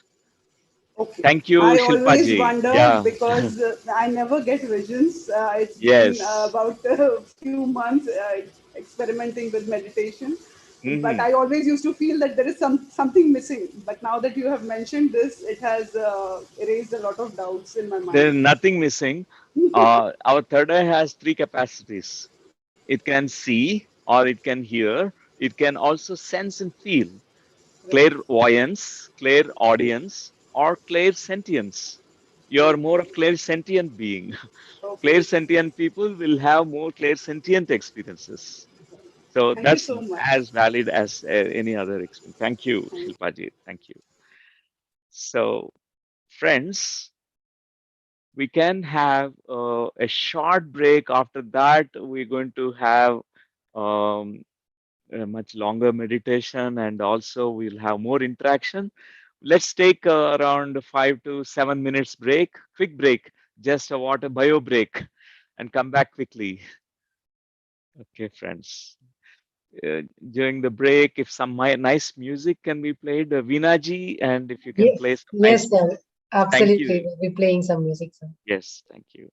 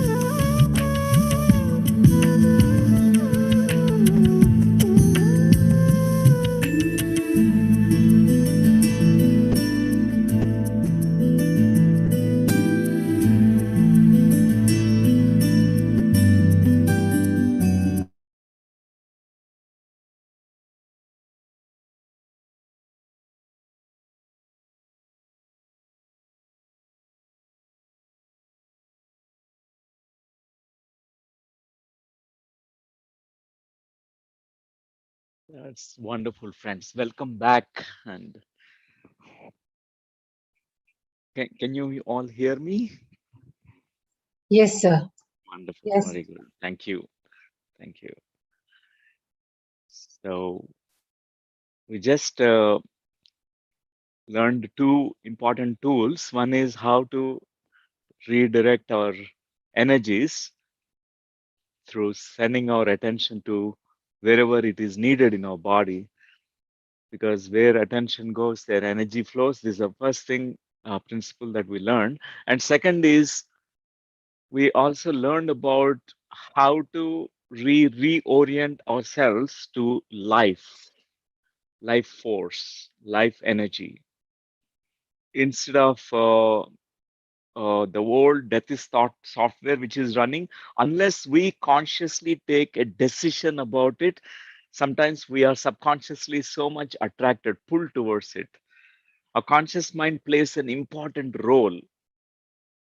That form decision is so important. Realizing that I have this fear, realizing that I have this kind of death pull towards death, because we're unconsciously, we need to acknowledge that all that what we have been carrying so far, we need to acknowledge it inside ourselves, and then take a stance, a new position. Yes, I now reorient myself.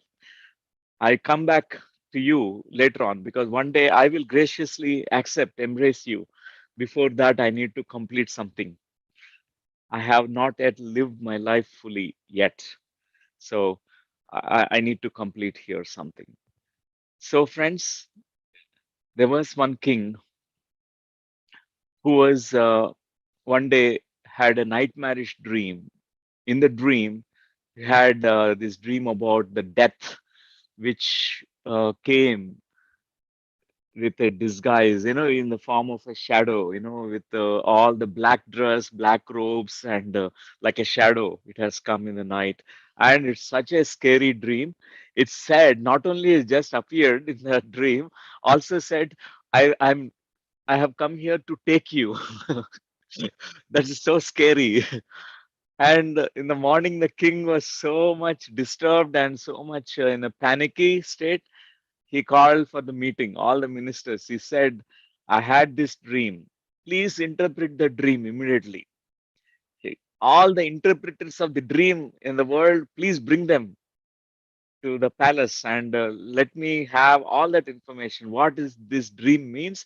How can I If it is the meaning is really this, the death is really waiting and it is ready to take me, then how to now avoid the death? I want to know. So ministers all tried giving different interpretations. Somebody said death in the dream is life. Somebody said, but it's not convincing the king because he was so scared. His heart rate is so high even after the dream stopped. So he is not get convinced about it. And somebody said this is not now because your horoscope says this, and all kinds of interpretations this tried to say. And finally, nothing really convinced after the meeting, and he was retiring. At that moment, his servant who was serving him for almost so many years from his childhood, he's an old man now. That old man came and said to the king, I never saw you like this, first time, because I lifted you in these arms. I was taking you for a walk. I was there serving you. You are my Lord. You are my King. Now I want to give you this advice. Can I give me permission to give this advice? He said, okay, please give me the advice.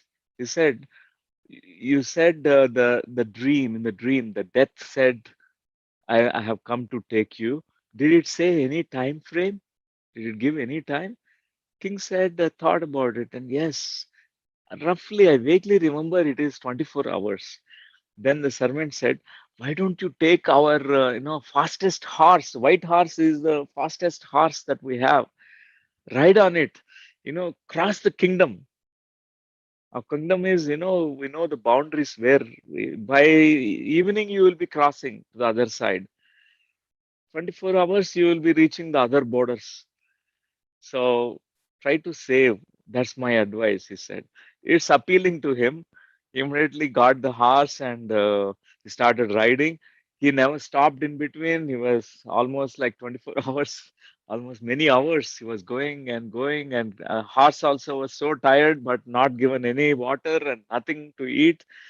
And after they reached the borders, finally a sigh of relief. He said, "Ah."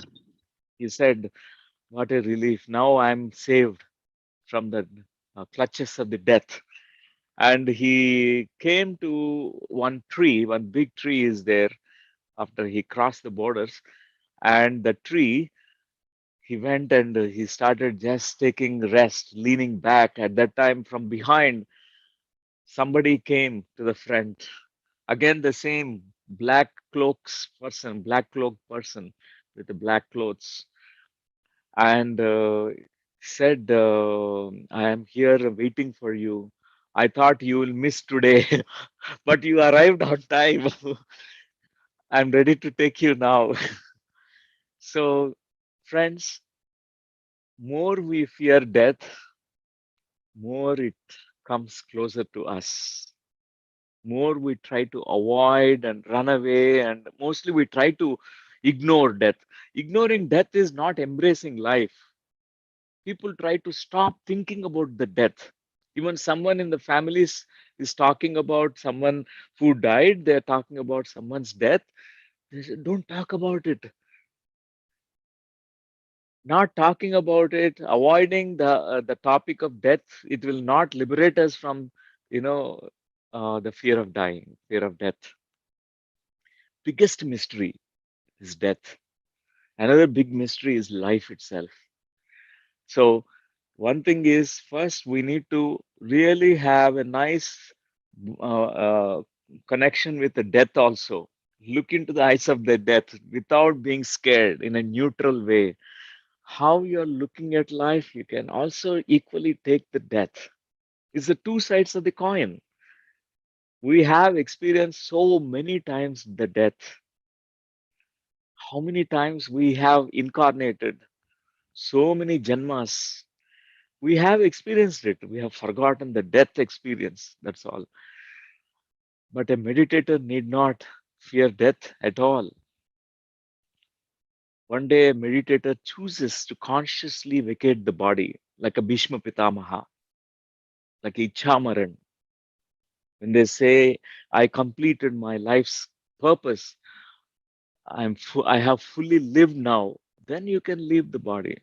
We don't need to say only 100 years. We can always extend it. It's in our hands, friends.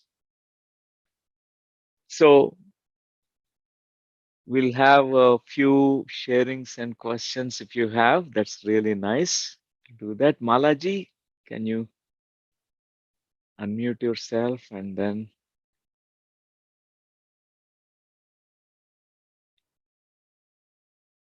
you have to unmute. Right. Hello. Yeah. Yeah, can you hear me, sir? Yes. Yeah. First, good evening, sir, and thank you very much for giving your guidance to us. A great pranam to you.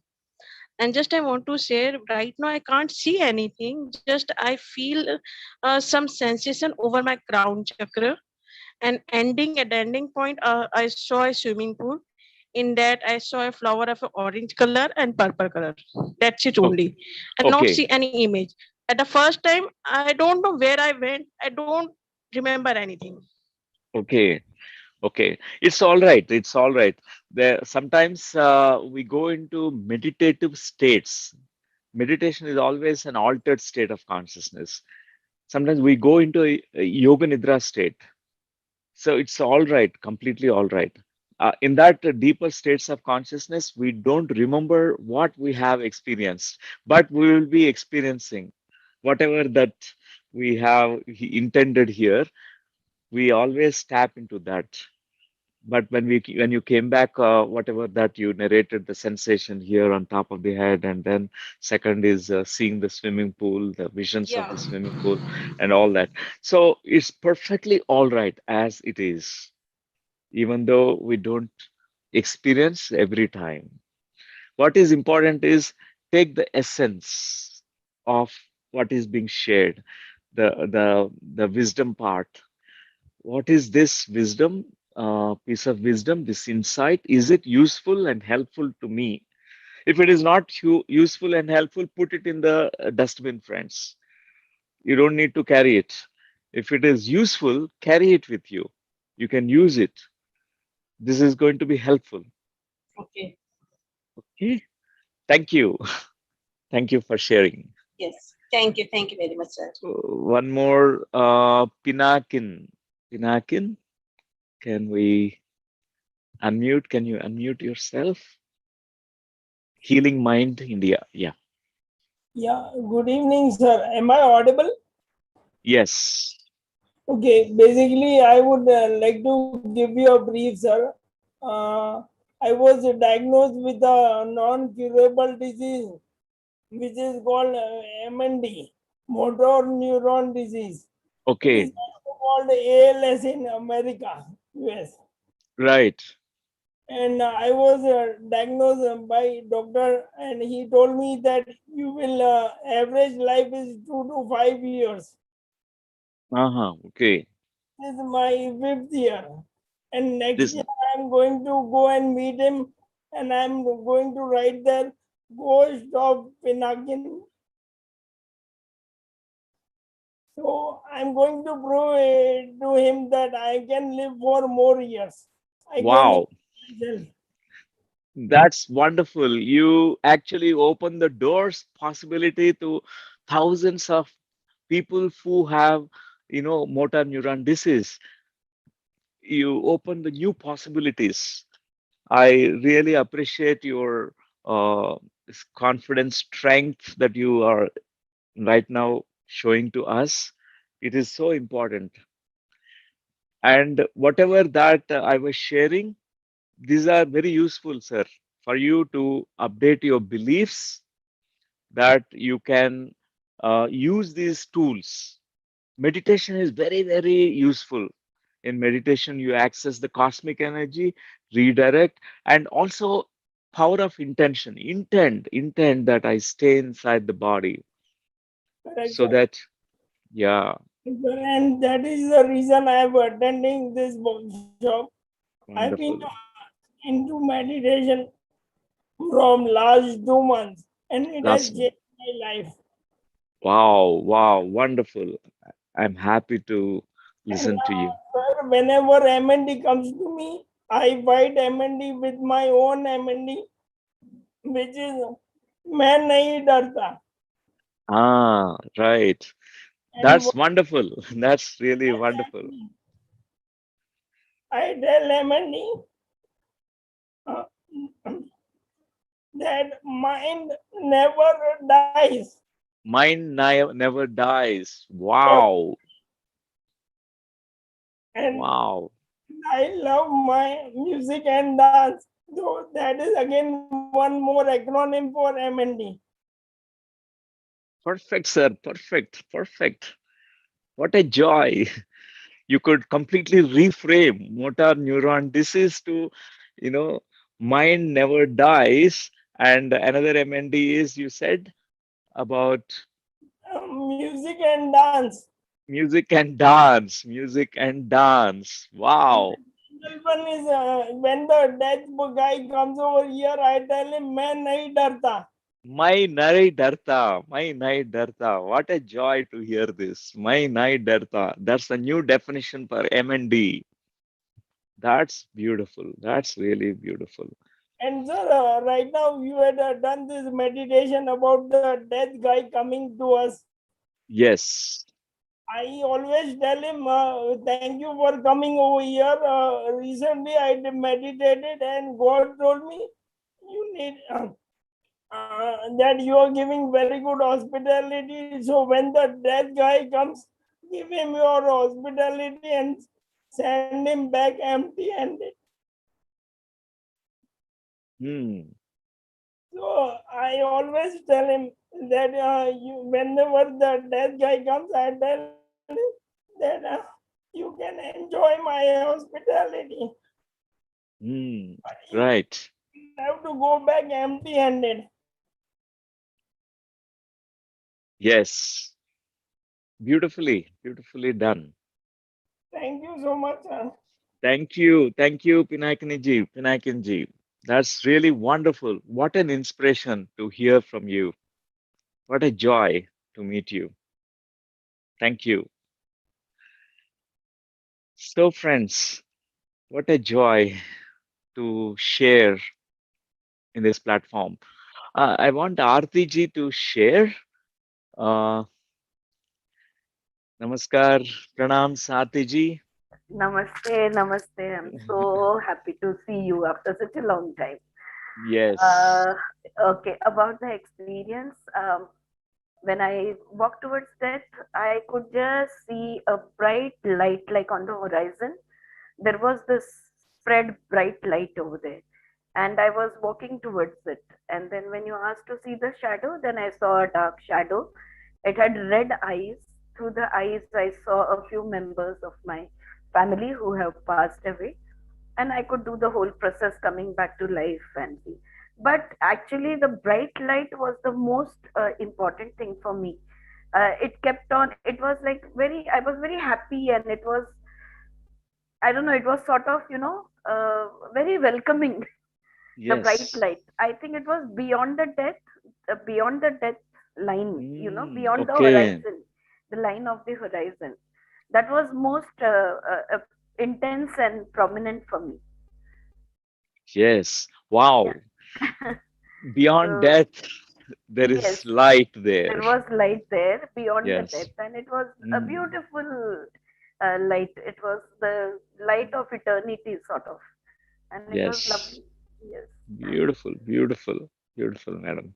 Thank That's you so much. thank you Thank you, for Dr. sharing. Newton. I'm so happy to see you after such a long time. Yes. Yes. Thank you. Thank Thank you. you so much. Yes. So, friends, again, we'll have few more sharing, like a teaching slides, and we do one meditation also. We have one dialogue part two, meditation part. We'll also do, and let me share this slide now.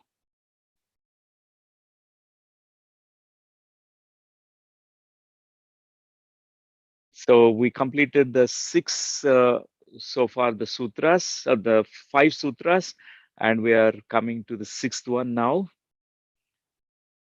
So the 6th one is the root cause of any illness is, in a way, ignorance.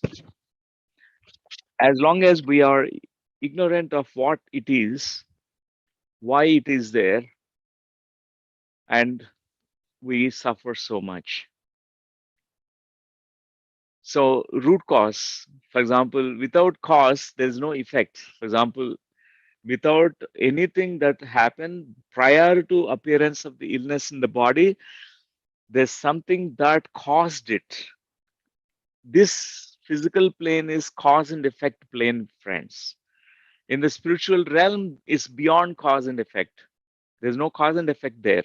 But here, we are all going to experience cause and effect. Sometimes cause and effect is not linear. It's not completely linear. It's non-linear also. There could be multiple causes and the similar effect we go through. That's why we have to, today we see what is the root cause means. So let me share. Yesterday, I was talking about the psychological and biological conflicts before the symptoms in the body shows up. There's a triggering event. Our body goes through bioshock. One event that happened which shaken us. It's like almost like a sudden event which shocked us. And generally, in that moment, either psychological conflict happens and also biological conflict occurs. What is biological conflict? I'll explain now. But psychological conflict, many people they carry it.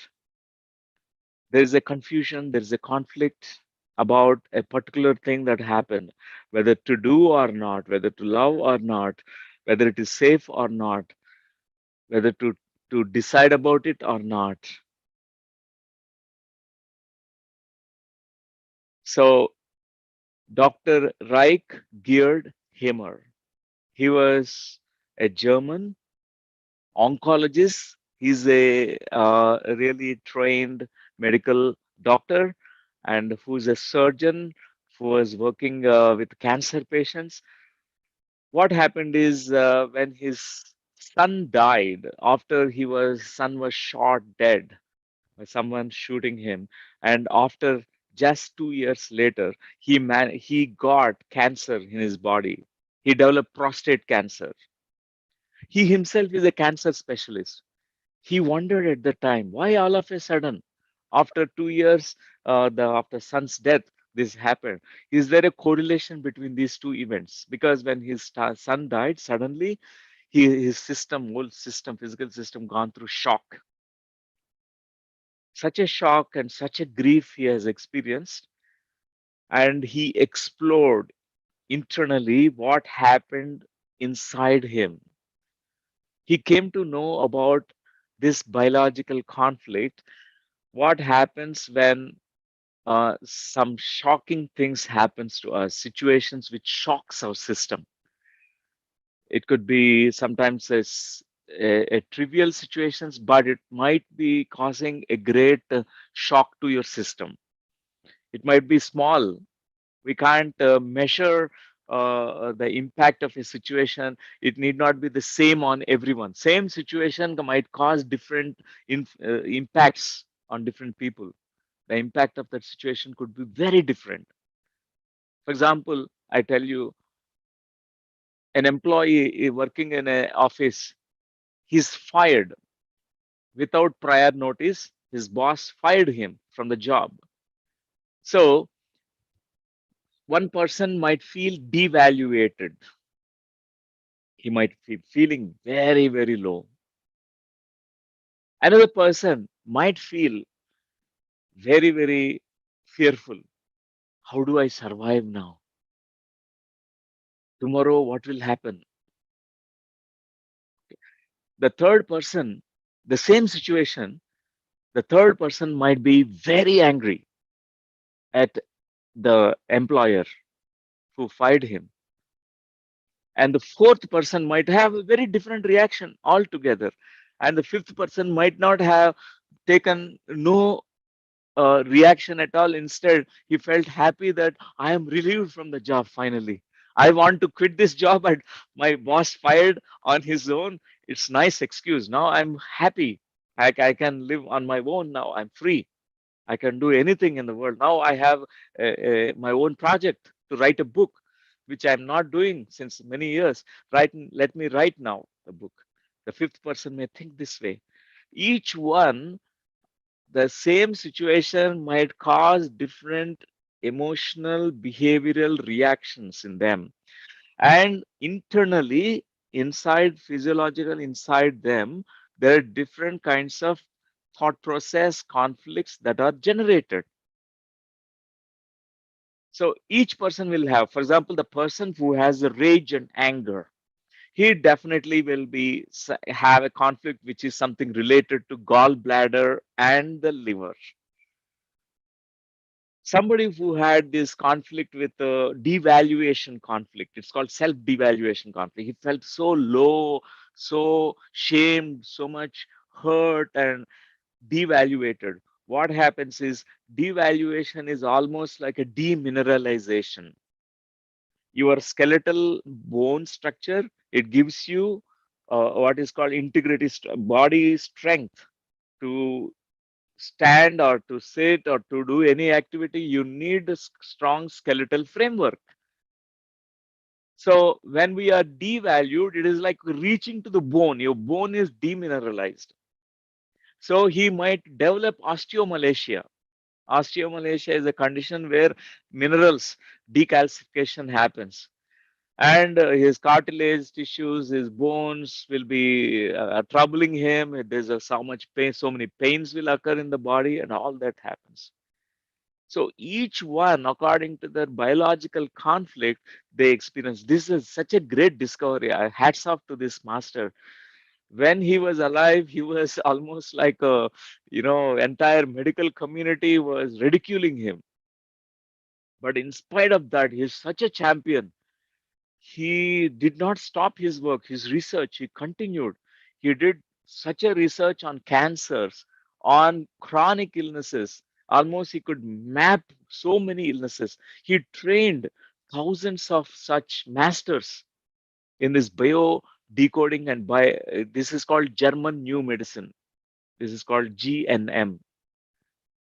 So he taught many people, many students about this, and he left the body 4 years back.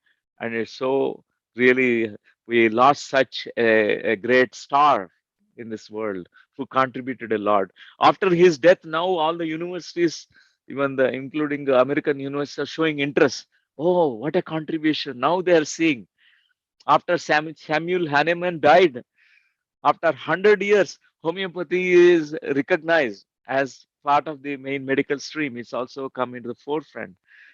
So till then, at that time, he was also gone through a lot of ridicule, a lot of humiliation. And so, friends, this is such an amazing discoveries he made. Maybe in this workshop, we may not cover everything, but I give you the gist of it, the summary of it. You can explore more. There's so much of material content is available in the YouTube videos about GNM. If you Google search GNM or his material, his book PDF versions are available. German New Medicine, it's worth reading. Those who are really want to understand about, what is health. You are, somewhere inclined to be facilitator, then please read this book. It's really very useful. So friends, this slide, I'm showing it because we need to know what's happening internally when a crisis moment, a situation, a shocking moment happens to us, a triggering event happens to us. So in our brain, there are three parts, main parts. There's, here you can see, there's a called reptilian brain. This is the most primitive part of the brain. And there is second part, this is called midbrain. It is called limbic system, which takes care of our emotional content of our experience. And the neocortex is your newly developing cortex, your prefrontal lobes of the brain. So one is taking care of the survival state, that is the reptilian brain, and the other one, emotional state of you, is the limbic midbrain. And the third one, executing, is always creative side of the your brain. It's not survival brain, it is a creative. It is thriving, it is creative side, it's execution. Always it's in a learning evolutionary process. So it is the neocortex. So this model we need to understand first. Independently, what happens is when any situation occurs, first your reptilian brains think it has only two kinds of buttons. You know, for example, we have two buttons to press to enter into one room. If you like a magic button, if you press one button, the door opens. Okay. One is called safety button, another is not safe, is unsafety. I am not safe. There are two buttons. And always your reptilian brain thinks about, am I safe? Am I safe or not? Am I safe or not? It's only looks for survival and safety. That's all. It's programmed to do, it's programmed to function that way. It is not for anything else. We carry so many memories in this reptilian brains, almost 6 million years of history we have from the what is called as dinosaur time, before we are born, before our source journey began. All those memories are imprinted. We carry this. It's more animalistic part of the brain. It's a very primitive, very primal, friends. This only looks for survival. So the emotional part always looks for, love and all these kinds of emotional states. It looks for that emotional state is the midbrain structure. And the neocortex always is, how can I make it better? What can I learn from this situation? How can I improve? How can I evolve? How can I take the next leap in my consciousness? This is what neocortex thinks. But before your neocortex kicks in, what happens is your primitive brain, which comes into reactive state when you are encountering any situation, almost 99% of the people, our primitive brains, immediately they are in arousal state. It is completely triggered. Our neuronal cells, they're fired within no time. All the old memories are fired so quickly within no time. So this we must understand. And this survival part of the brain, immediately when there is a bioshock, a conflicting situation occurs, there are biologically specified programs which will become operational by default. There are programs running. For example, it's all survival programs, different programs. Even any circumstances, you will survive by using those programs. So, for example, take the scenario of a war situation. If you are in a war situation, you can't go out to purchase groceries. You will be having no food for almost maybe many months. Think about the World War. We were not there, but think that our maybe ancestors, maybe someone, maybe in other parts of the world, they have experienced it. They could not go out. Anywhere bombs can be dropped, lives can be taken away, soldiers can invade into the homes and they can die, they can take away their lives. So they are living in utter fear and without food. For example, the food was not there in that time. What happens is the body, the reptilian brains, it triggers a program, a biological specified program. It's called BSP. BSP is a term that's used in the GNM, German New Medicine by Gerd Hamer. He said these programs will start automatic mode. This program, for example, about the food is now we make food available. How is you shut down the capacity of the pancreas? Pancreas metabolizes sugars. We slow down the pancreas now. We increase the insulin resistance.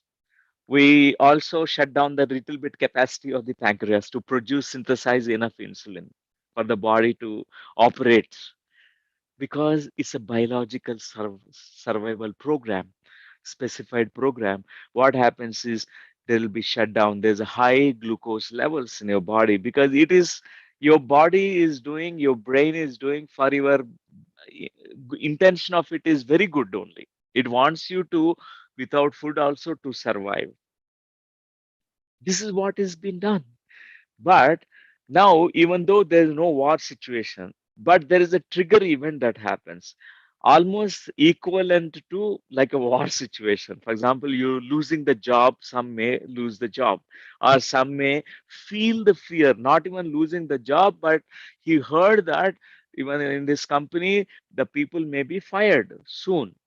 Even that fearful thought, it triggers the reptilian brain. The person starts going into what is called biological specified program. A conflict arises and he starts shutting down because the food will not be there, salary will not be there, and he has to pay rents and all that. Everything comes in. So these automatic programs, they start running, friends. Unless you coach, you install new software that you are safe in your reptilian brain, till then this will be operational. This will operate because the intention of it is only good. It's called IPO. IPO means intended positive outcome. It has only positive outcomes. All our body mechanisms, or our brain cells, and all of that, every part of us is actually doing their best to make us survive by hook or crook. And this is so, after I studied this model, I understood so many things. How people, after certain events that happened in their life, the illness starts showing up in their life. And the illness curve also will be there. There is a peak phase, the illness reaches to a peak, worsening of the symptoms. And then gradually there is a healing phase, a reparation phase also is there. At that time also there's a healing crisis that happens. So this master Hammer called it as sympathicotonia and parasympathicotonia. These are technical terms, we don't need to remember them. For example, there are two autonomic nervous system, parts of our autonomic nervous system. When our reptilian brain is very, very aroused and active, at that moment when these biological specified programs, they start running. Let me see your faces. So when these starts running, what happens is the first thing that gets activated is the sympathetic nervous system. Your adrenaline, noradrenal glands, all that will be so aroused, and your body produces so many chemicals, so many almost like poisonous molecules for the best interest, to save you. It is actually, it shoots up your blood pressure because it's gearing you up for survival. You need to fight because it's a dangerous threat situation happening. During pandemic situation, many people, even though really they are COVID negative, but still their reptilian brains were activated. They've gone through so many really fearful, panicky situations inside their mind. So much is going on. These BSPs started activating. And we have received so many phone calls, some getting into clinical depression. I want to commit suicide. Many people, and so many emergencies, so many like spiritual emergencies. Some they started meditating on so many hours to avoid because of fear of dying. If we are doing anything out of fear of dying, meditation also, even meditation, it will be enhanced only. People got into spiritual emergencies. They got into madness. we have to guide them, coach them, balance. Don't overdo anything. Your system is not upgraded yet. Your beliefs are not upgraded yet. So we have to be aware of this primitive brain. So friends, the spiritual way, we can always coach, install the new software, the software that I am safe inside this body. This physical universe is a safe place. It's a safe place.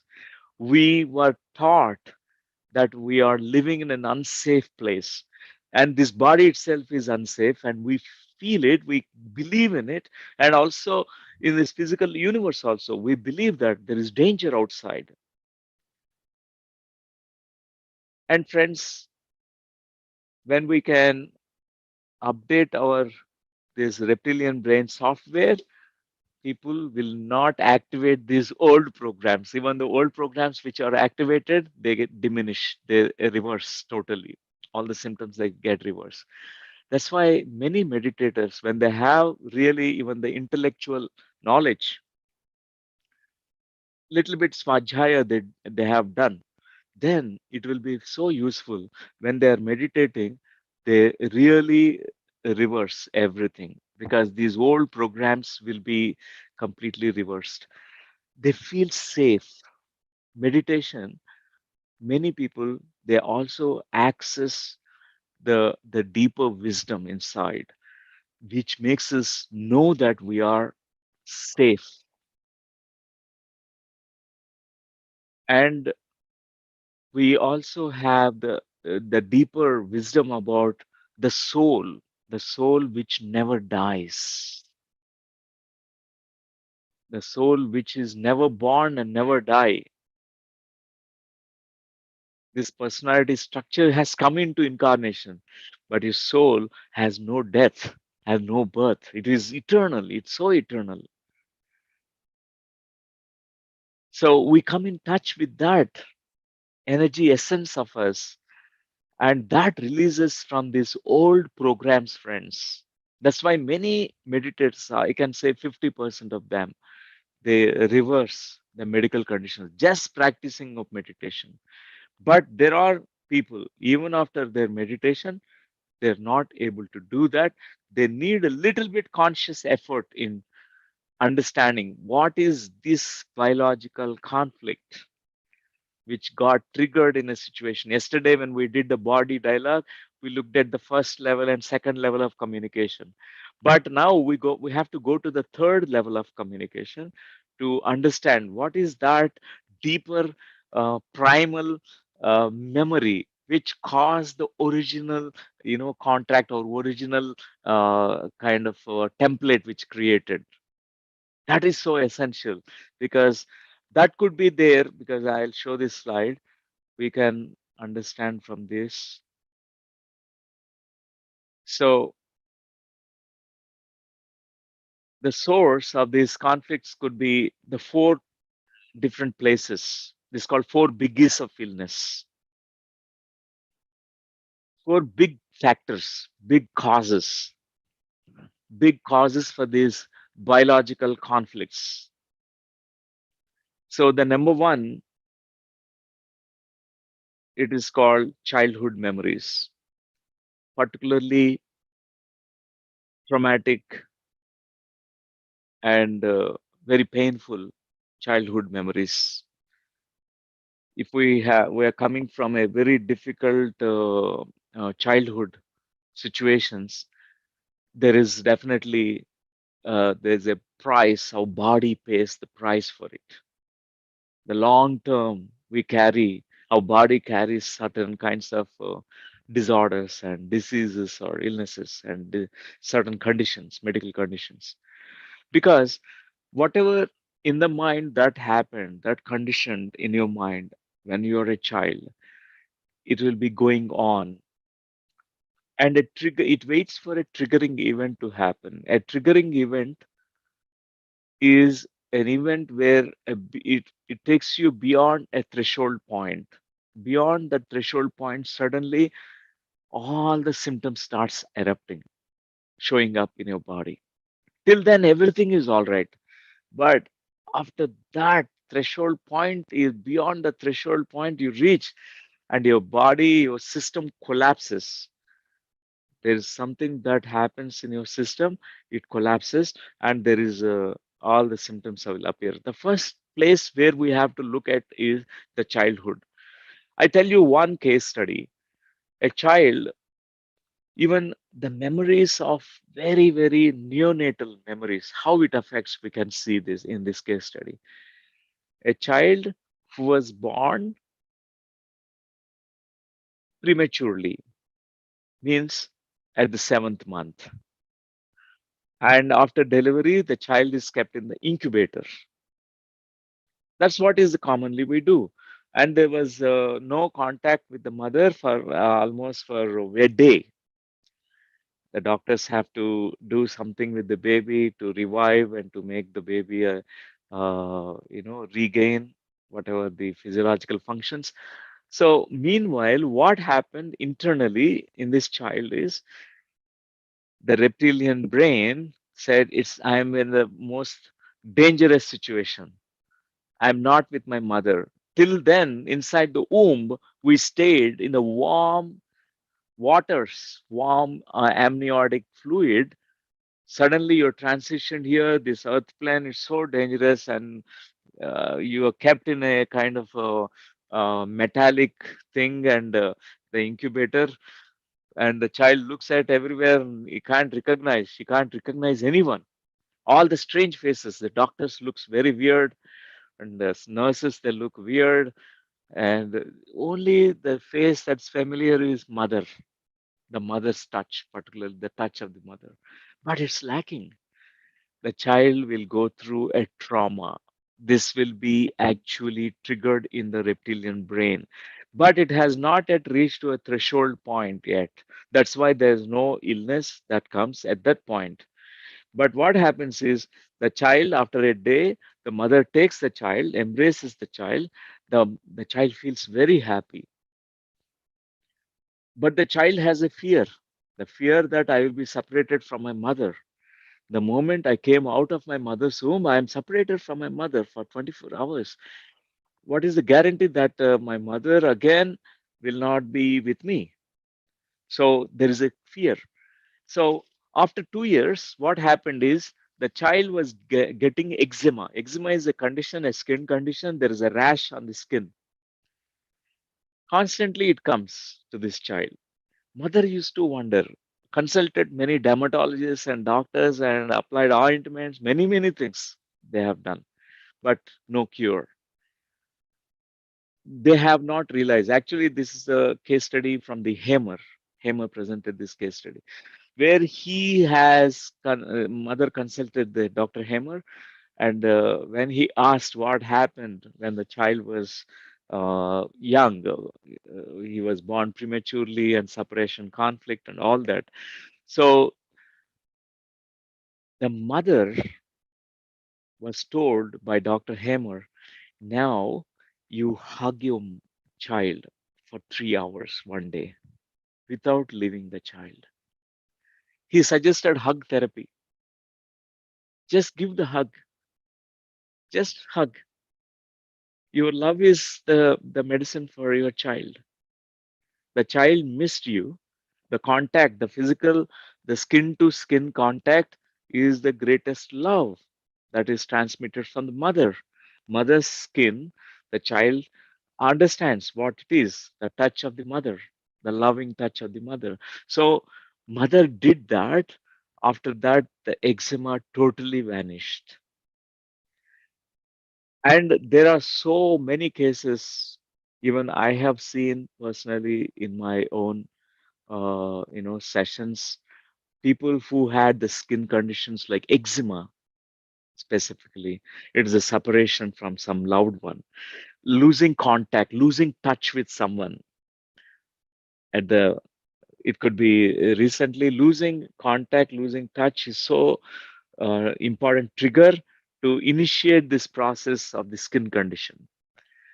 So like that, so many conflicts. For example, in the childhood, someone sexually abused, a child sexually molested. I have seen how the child, the girl child, later on develops so many, female related issues, menstrual difficulties, menstrual irregularities, to denying their feminine self and shutting down their ovaries, and ovulation process is delayed, and the difficulties, and there is a, even some cases it's a polycystic ovarian disease disorder, some cases uterine fibroid, sometimes it's something related to even breast, because breast also indicates is a feminine uh, gender related. So all the issues related, when simple of violation of the boundaries of a woman.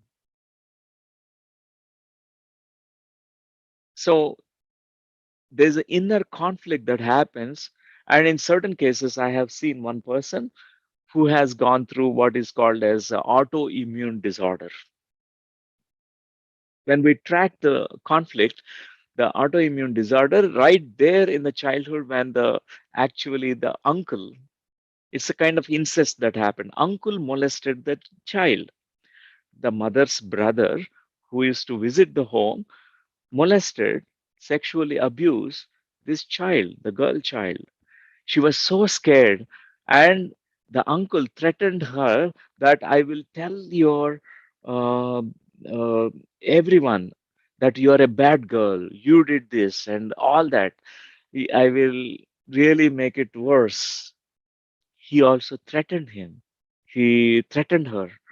So this girl child did not speak out this truth to anyone.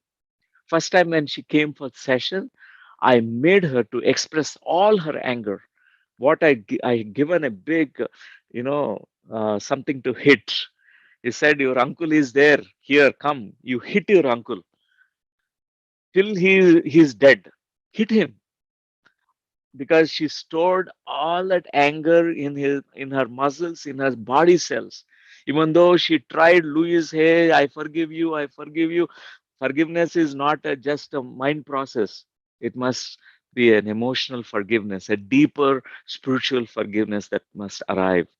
So only after embracing her anger totally, after she owned the anger that she was suppressing so far, she became like a Kali avatar in that moment. She hit so much and she cried, all the grief she stored inside, all that guilt, internalized guilt, which initiated this biological specified program, which created this autoimmune disorder for her. So she could cure completely, she could reverse it. And she was anti marriage till then, but after that she could open herself to marriage. At that moment she came to a conclusion: all men are bad, all men are very, very crooked people. They only just their intentions are very bad. But she healed that. She came to know, because as a child we come, sometimes we generalize many things. Not all men are bad. So she healed, she reframed her beliefs. Many big changes happened in her life. So that's how it happened, friends. Is childhood memories is one thing, one area where we look at. And the second is in utero, the fetal memories. When you are inside the womb as a fetus, there's a programming that happened. There's one scientist from France. His name is Mark Fetchert, and I studied his literature, his books, and also all that whatever that he has, uh, given to the world. It's a beautiful gift of wisdom that he has given. This is called Project Purpose Plan, PPP. Is the greatest contribution.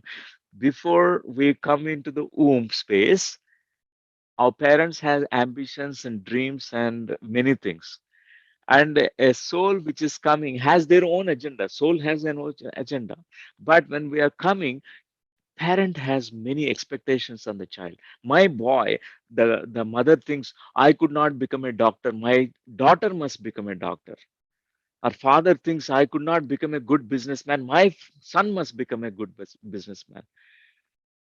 and so many things. They have their own dreams for the child.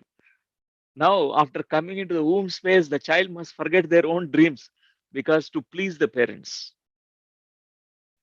This is called project purpose plan. In this scientist has studied what happened to the mother and father just before 8 months before you stepped into the womb and after you are born 9 months. So around 9 months before, 9 months after. He has studied and almost like thousands of people, he have found out that whatever parents have gone through, their thought process, their feelings, their attitudes, and their behaviors, and all that energetic states, all that imprints the child. We are almost giving our own template to them. They're not free. They have the fears of the mother, the fears of the father, the sadness of the father. They carry all that old baggage. They're not belonging to this child at all. The soul who has come to fulfill their own purpose. This is called in utero imprinting that is done. We carry so many imprints, friends. Sometimes your biological conflicts, the origin could be here in this place. There is called conception trauma. Before you are conceived, the parents wants to abort you because you are already the fourth child and you're a girl child. Then ultrasonogram, it came out or it is the first pregnancy. The parents are unprepared. They want to abort the child. They are contemplating to abort the child. Even if that results to what is called conception trauma, rejection trauma. The child is born with rejection. Oh, my parents rejected me. And slowly it gets internalized. They reject themselves. Everything that we receive parents, we also internalize, we turn that into direct us into towards ourselves. So this is what is called in utero conflicts that happens. And the third things that we need to look at is family system. Yesterday I asked you to look at your family tree and family illnesses and your transgenerational information if you have. So you will understand so many things through that. What is called as biological programs which are running in the family tree, certain hereditary illnesses running in the family tree, because we have unconscious loyalty. It is called hidden loyalty. Children, they're very loyal to their families. They say that how can I have great health if my parents are suffering with illness, if my grandparents suffered with these cancers? How can I be brighter than them, greater than them, happier than them, successful than them? No, the hidden loyalty says, I'll be like you. I will follow your footsteps, mother. My mother is very obese, and how can I be slim? Even though you go to gym and you do all the exercises, you will still become obese because you don't want to, because you are very loyal to all those people who are very obese in your family. If, for example, even poverty is running in the family tree, many generations of poverty system, poverty is being carried. What happens is we have this transgenerational belief: we are poor, our family is poor, and it's better I am just like my tribe. I belong to my tribe. This is what is called unconscious loyalty. We have to transform it. It's called immature love. But enlightened love is, you say to your family system, your parents, your grandparents, all ancestors, I'll be better than you. I'll be successful than you. I'll be healthier than you. I live differently. This is what is called as enlightened love, friends. So that's how these conflicts from a family system, which gets originated there, can be relieved. Past life memories is another source. Many past lives. We carry so much baggage from past lives. My almost 2 decades, I have been, intensely exploring past lives of thousands of people, thousands in the groups and all that. It's so much fascinating field for me because I'm a researcher. I'm a scientist. I want to know more about how past life information is actually influencing these current lives, how people carry these beliefs and thoughts and fears and what are fears and phobias, many things from past lives. Many illnesses, they have origins, the conflicts are originated right in the past lives. We need to track it all the way back into past lives. And so I was talking about the family tree. This is the epigenetics. Even yesterday I mentioned about this. Epigenetics is a new branch. Our medical scientists also working so well about this. Dr. Bruce Lipton, you may look at the literature he has written, a beautiful information that's given through his books. And many other quantum physicists and spiritual scientists, even Rupert Sheldrake, who is a biologist, who has proposed this new theory called morphogenetic fields. He has proposed this theory. He also studied about this through family constellation procedures. We studied, even I have studied about this genetic transmission and how this blind love or unconscious loyalty makes us experience some, you know, unuseful things, undesirable things, or disease states or limiting states. Now how we also can do something now by awakening the enlightened love. So this is the epigenetics. As you change your conscious thoughts and beliefs and energy, attitudes and behaviors, you change your expression of your DNA material, your genetic coding. You can affect it with your thoughts. Your cells respond. This is what the science is saying, friends. As you shift your consciousness, your thinking process, your perceptions, the way you look at life, it has an effect on your body cells. So there's so much literature available. You may refer to these masters like Dr. Bernie Siegel, Louis Hay, and Scott Peck, Deepak Chopra, Dr. Bruce Lipton, Dawson Church, to name few of them, but there's so many thousands now. The Western scientists and the Eastern masters. There's so many masters in the East as well. So please look at this masters, their literature. So what we're going to do, this conflict that we have, which is resulting into certain expressions as certain disorders, illnesses, we can follow this model. I call it as six R's, R power 6. Recognize, realize, then recall, then release. So let me go back. Let's release, replace, and reclaim. Everything with RE starts with RE. So let me explain each one. So recognize your whatever the disease you have. A kind of diagnosis is important. Like, you know about yourself. If there's an organ which is not functioning well, you know it. Your muscles are not working well, you know it exactly. What's happening in you, you know it. You just pay attention to the body. Your body is not lying to you, it tells the truth. So just look at your body and know what your body is saying. Recognize your disease, okay? And then realize the connection between the conflict, shock, and your symptoms. Yesterday we did this till the second step. Realize the connection between the conflict, shock, the bioshock, triggering event.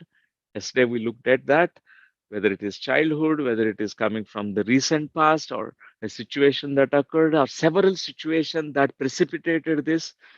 which resulted into certain symptoms now because it has gone beyond a threshold. There is a threshold point, friends. After the threshold, your system breaks down. After that, symptoms will show up. And the third is recall the emotions felt and beliefs and decisions you made around the conflict.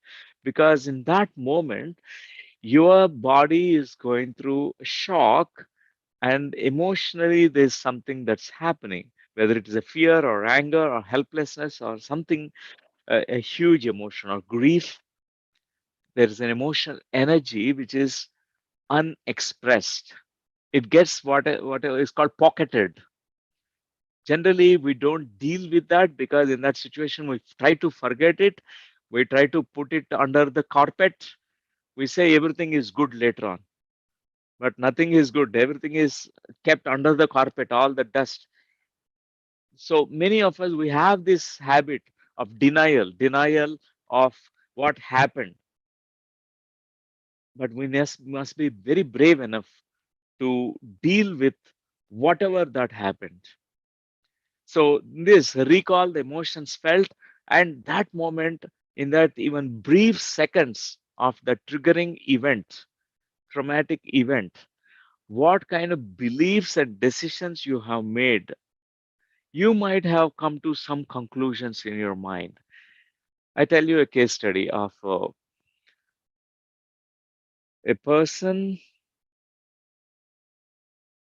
who had actually I also happened to be a relative. She was my relative, so she had aplastic anemia, one condition, medical condition, where her hemoglobin levels gone to 6 and started falling down to below 6. She was gasping for breath and breathlessness. She could not even walk few miles, few steps, and doctors given transfusion, so many blood transfusions, almost more than I came to know later on that 10 transfusions. But it's all in vain because after giving transfusion for a week, she will be stabilized. Again, her hemoglobin goes down because internally the program, biological specified program is running inside her. The program is making sure that her hemoglobin levels are falling down, no hemoglobin production.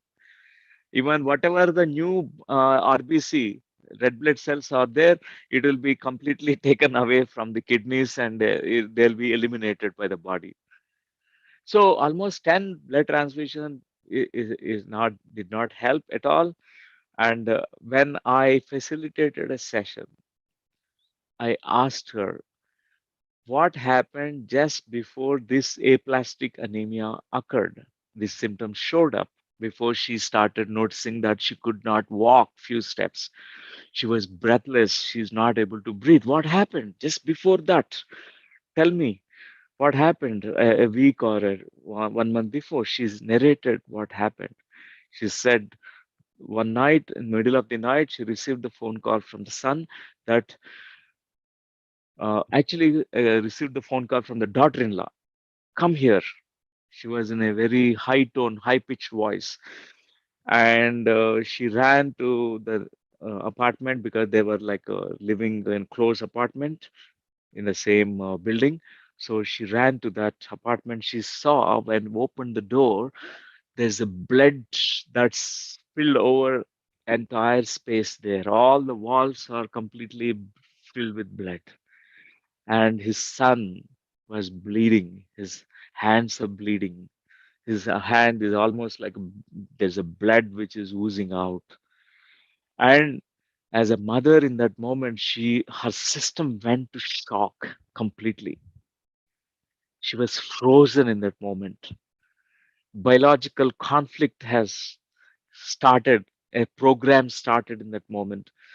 And in that very moment, she decided that this will not this is not safe and I have to end here. I have to end my life here. She has come to a decision in that very moment at a very subconscious level. She's not even conscious what decision she made in that moment. And when I was facilitating the session, I made her to go into that situation again, into that trauma again. What was unexpressed emotion, the grief, she started crying. I kept it like a secret. Almost for a few months, she did not share with doctor. She was many times visiting doctor. Doctor asked several times, anything happened before? Nothing happened. She was hiding it from the husband. She did not share with husband. She did not share with anybody in the world. But first time she opened herself because she could trust. She was looking for this kind of, you know, answers. She also, part of her wants to heal this. That moment, all her emotions got out completely. She cried like crazy for 30 minutes. I allowed every teardrop to be exhausted. Buckets of tears came out. I allowed cry as much as you want, completely cry out. I encouraged her to cry. And after that, she shared something very, very important information as well. She suddenly said, when even the daughter-in-law stepped into the home, because it's a big family, and when she was a child, and when her brother got married, the daughter-in-law came. Means daughter-in-law means the sister-in-law came into the home, and sister-in-law created some problem. And she started remembering transgenerationally always problems between mother-in-law and the daughter-in-law. Mother-in-law, daughter-in-law conflict. There was running in the family tree, always like the repetition of the same pattern. And suddenly everything came into her consciousness. She realized what she need to do. In that moment, we made her to, made her to express those beautiful affirmations like healing sentences that I now, in your honor, I live well, my ancestors, my tribe, my parents. Even though you are not happy, I decided to stay happy, decided to stay healthy. And, you know, after released old emotions, the fourth step, releasing all the old emotions, got purged out completely, all the emotions. And we replaced her old beliefs, revised the old beliefs, completely new beliefs. She had the new software. We installed the new software in her primitive reptilian brain. And sixth step is reclaiming health. She visualized herself completely as healed and completely whole, complete person. End of the session. That was the end. What happened later after a week and 10 days, I was in contact with her, and she shared that her hemoglobin without blood transfusion stabilized totally. It is completely normal. It has come to normalcy because she was constantly telling to her RBC, her bone marrow, which synthesizes all the hemoglobin, all the RBC, and saying that is okay, you are safe, and this completely safe. And totally she regained health, friends. This is what we're going to do in this session. So know that our consciousness has all the keys. Our consciousness operates in a non-linear fashion. That's why everything is possible for consciousness. Consciousness heals. Our consciousness is not just limited, it's unlimited, it's multidimensional. So everything is possible when we are diagnosed with certain medical conditions, and when we're told it is impossible, it is not possible, and hope is gone in that moment. We felt so hopeless, and regain that hope. Have this new idea, thought, everything is possible. Possible because we have an awakened consciousness. We just recognize our own consciousness that is vast, that can do wonders. So we all know that principle of non-locality, That means we are non-local beings. We are not only just staying inside the body, even we are operating even outside the body. Our consciousness expands so much. We have many non-local experiences, and we also operate in non-local, non-linear way. We are free from linear time, local space and time. This is such a grand truth. Our consciousness is not just only caged inside the body.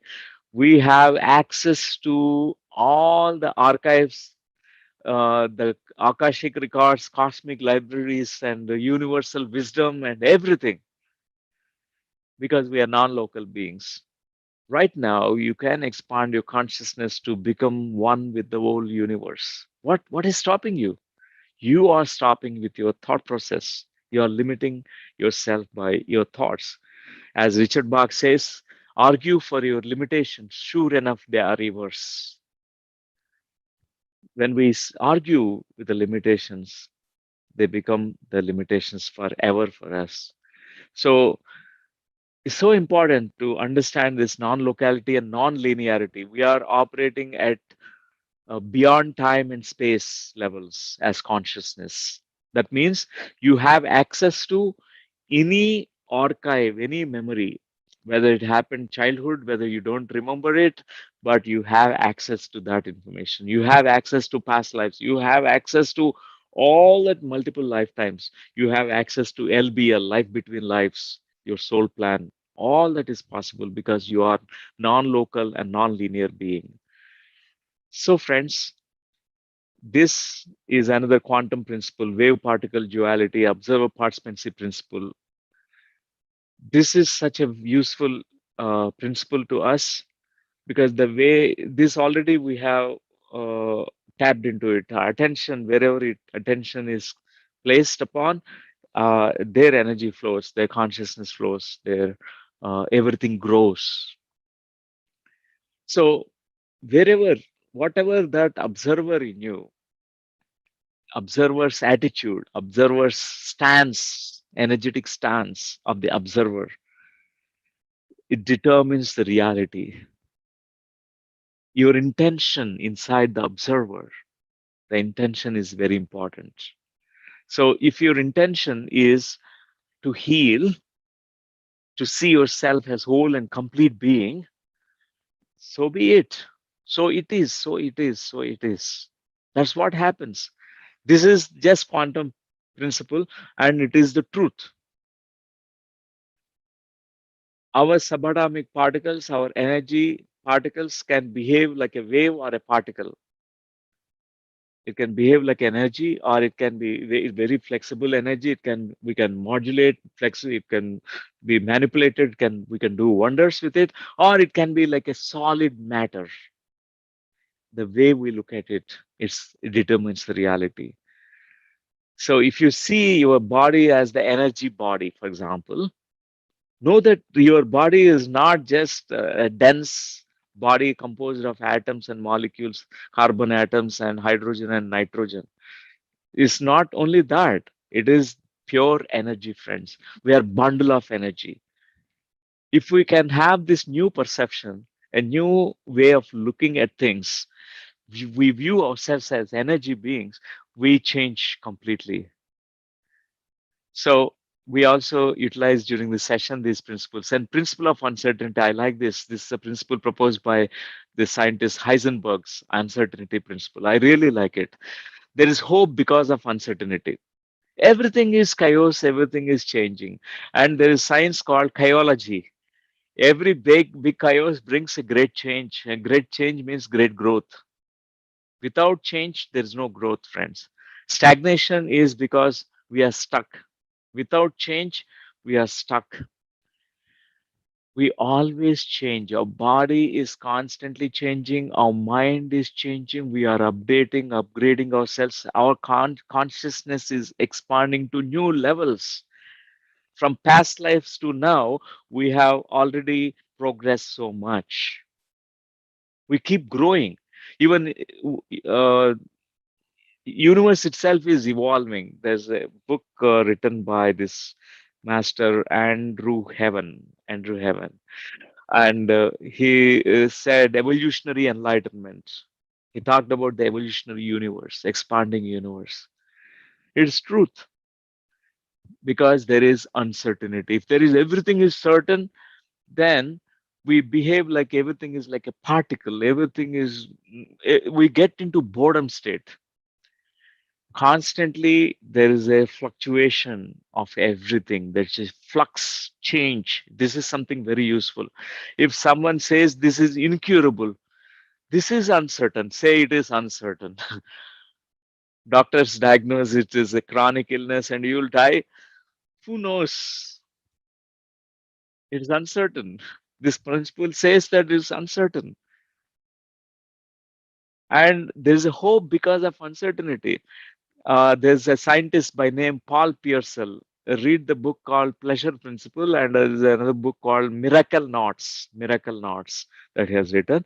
And this master, he has healed his bone cancer. After he was diagnosed, he gone through shock about the bone cancer. It's terminally ill cancer he was diagnosed with. And he went to Hawaiian Islands. He thought, at least last few days, let me spend happily and rejoice and celebrate my life. Each day he started dancing and jumping and happily meditating also every day. And every day he used to watch those volcanoes, live volcanoes, and learn from nature. And he realized, he communicated his body, and a great book. And he touched to non-linear consciousness. He had that non-ordinary states of awareness. He has such a beautiful meditational experiences. He healed his bone cancer. He has written in his book the entire healing journey of him. Is such a great book to read. And also, if you read the book by Dr. Joe Dispenza, Chandrasekhar talks a lot about this book. You might be already aware of this book, and please read. Don't miss the opportunity to read this book. Placebo, the cure. Amazing. You are the cure. The placebo, that you are the cure, because he has healed his, whatever the diagnosis, and he's crippled and he's bedridden. He healed himself. Such a great hope. Everything is changing, friends. As you change your own self, everything around you changes. Inside you, your body changes. So this is the last slide. After that, we go into meditation. Behind every illness, there is one underlying intention on the part of the soul, the desire to learn. Such beautiful words. There's only one intention behind all and every illness, every limitation that we go through.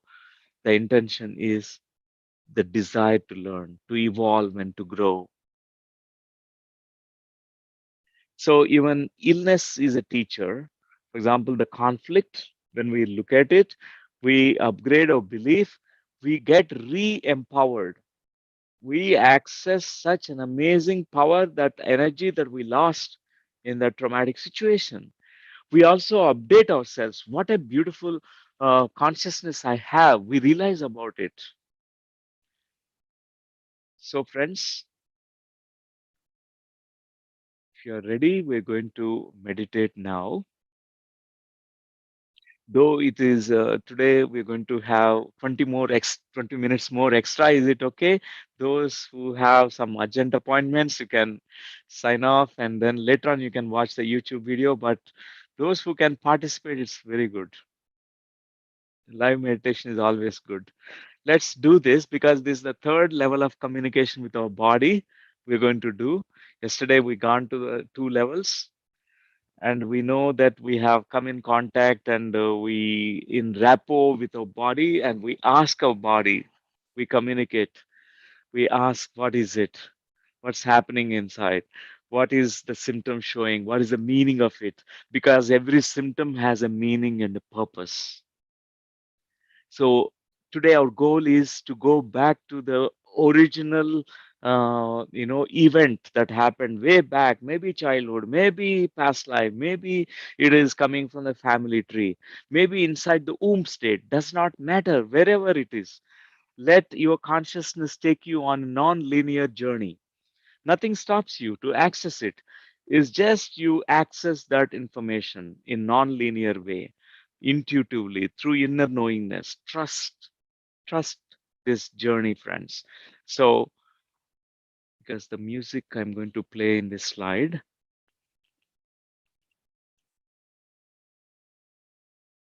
I'd like you to now make yourselves very comfortable, friends.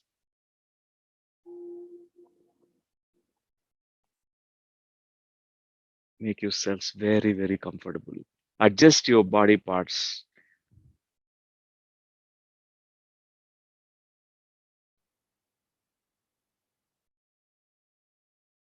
And as you close your eyes, allow yourself to drift into a deeper and deeper states of consciousness. Relax, relax. With each breath, tune into your breath.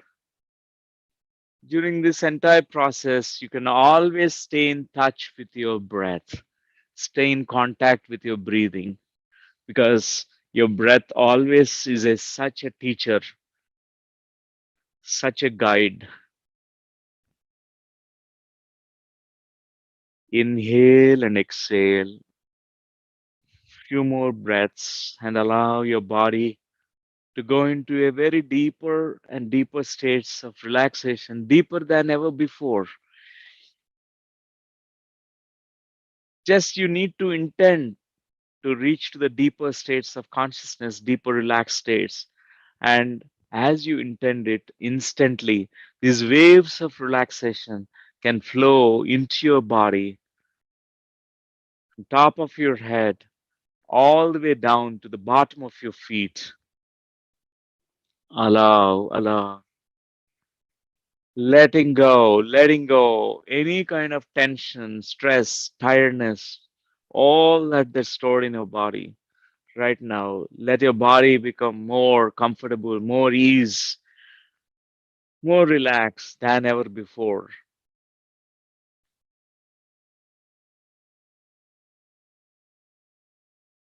The relaxation that you're sensing and feeling and experiencing in your body, you can also experience it in your mind.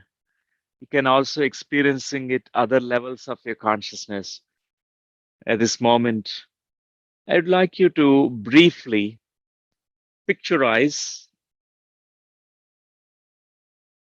imagine, visualize a place of nature, your favorite place of nature, a magical, enchanting place, a waterfall, a mountain, a riverside view, or seashore, or it could be a forest with a greenery.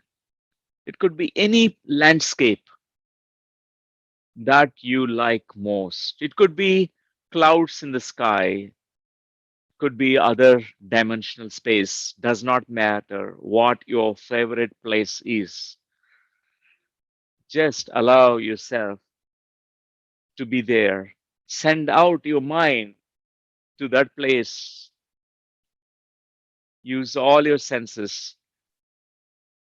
and completely relax.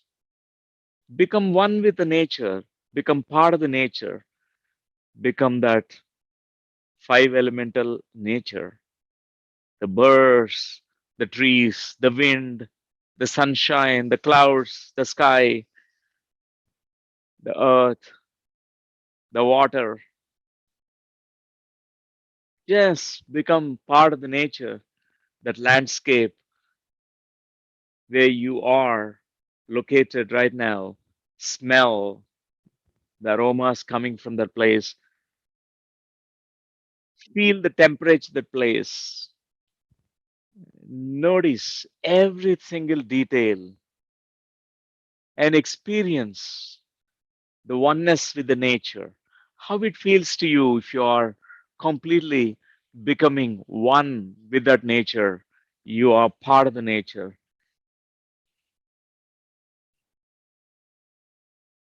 Just be the next few moments.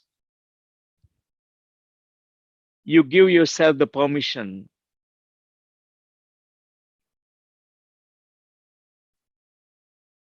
to explore whatever that conflicts, the inner conflicts, which resulted into certain discomforts and limitations inside the body, you'd like to explore. Give yourself the permission to do that. To say, I am ready, I'm willing to do this right now. And your heart completely willing and open now.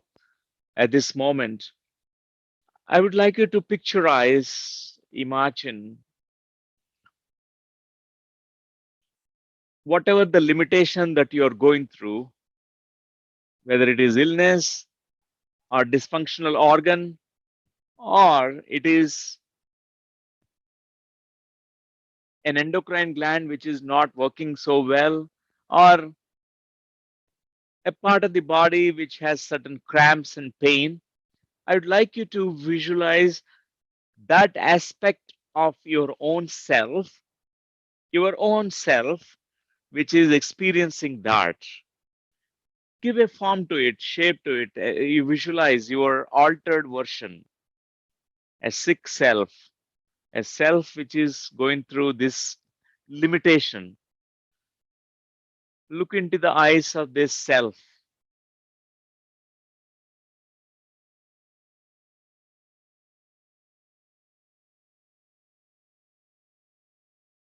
a self which is going through certain limitations. Look into the eyes. At this moment, it could be a visual or inner knowingness or intuition or impression. It does not need to be, need not be a visual experience at all. Can be anything other than visual also. Right now, just tune into that part of you which is going through this discomfort, sickness. The sickness, illness, discomfort, cramp, pain, allergies, endocrine dysfunction, could be anything else at this moment. Have this inner dialogue. Say hello.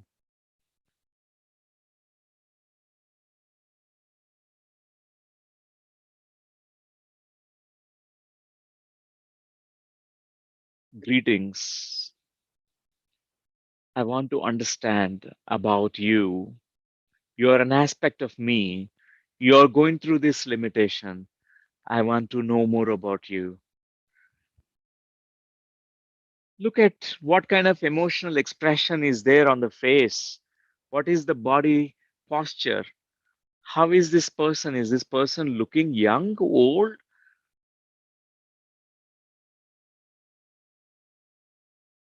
What is the expression on the face? Face is called index of the mind. So what is that face showing? If you can tune, if you could see, what would you be seeing? If you can experience this altered self, alternate self of you, which is a sick aspect of you, what will be you'll be experiencing?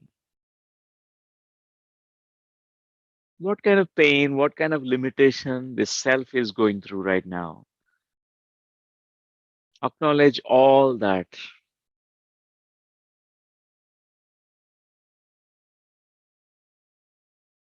You know, you are right now dialoguing with your own body, which is this internalized aspect, which is now you're giving a form to it so that you can dialogue with it.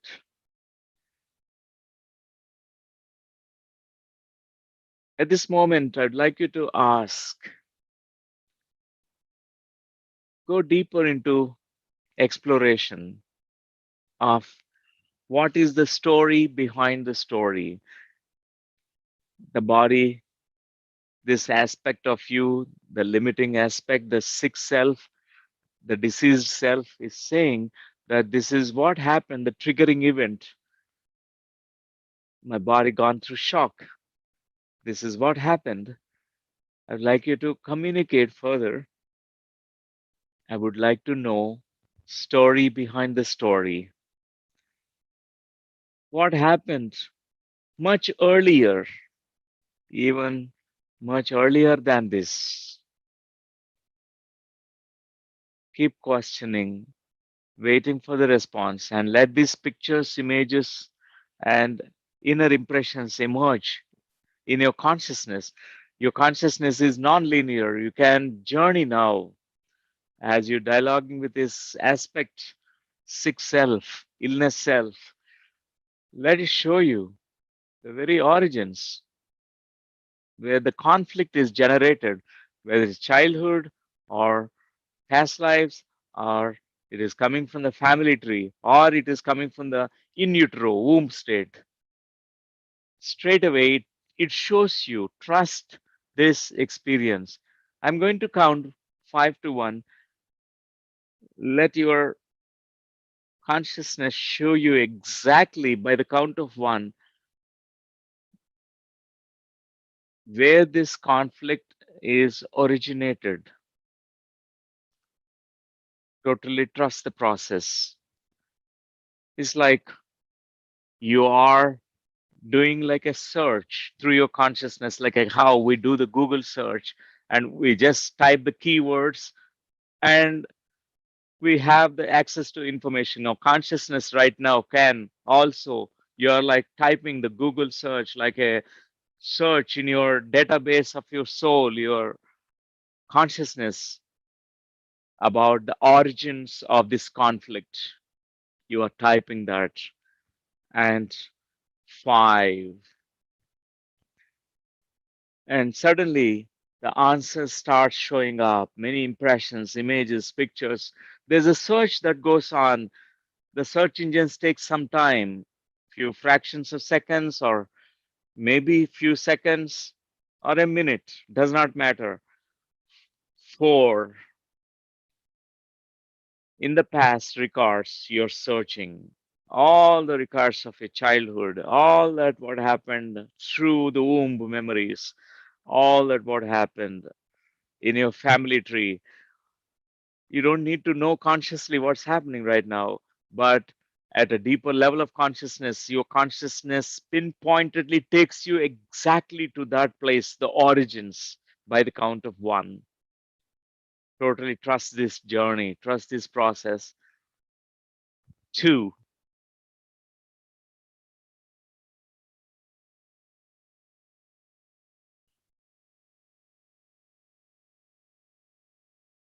And 1. Let your consciousness now magnify that, make it visible, whatever is hidden, hidden information, whatever that is so far unknown to you, invisible to you, uncover it, discover it, let it be revealed. What is the origins of conflict? What kind of imagery coming up, popping up? What kind of impressions coming up from the place? Trust that first impression coming to you. Very first impression, trust it. Let your whole mind be focused on that right now. Let not the logical linear mind interfere in this process, even though it says it's not true, it's not true, but ignore the voice of your logical linear mind. Go with that first impression that you got, your intuition, your deeper inner sense. Once you're there, feel what you feel, see what you see, and experience. Be there to know what is happening in that original bioshock or event. Maybe unpleasant, maybe traumatic, maybe but according to your own self, your consciousness, you can be an observer, you can be reliving, you can be just watching it from a distance. Is you have all the autonomy, you have all the uh, power to manipulate right now. From a distance, you want to watch it, or from a close distance, or you want to dive into that experience to know what it is. Whatever is good for you, you can decide to do it. Totally trust and explore now that conflict, the story behind the story. What is the emotions there? What is the situation there? What's happening there? What kind of decision, conclusions, beliefs you have arrived at? These are the things that you can now, in the next few moments, explore. Take all your time now. Dive deep into that conflict, sensations, feelings, emotions.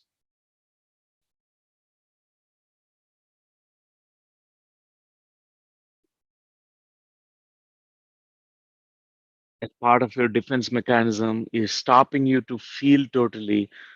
Say to yourself, I let go of my defense mechanisms. I allow myself to feel, because feeling fully is healing. Fully feeling is healing. Allow yourselves to feel whatever that deep down in your consciousness, which is waiting for you to be discovered as the situation or memory or the event. It could be a far memory, it could be childhood memory, it could be womb memory. It does not matter wherever it is. Just feel, get in touch with that sensation that you're feeling in your body in that moment. What is that emotion that you're feeling?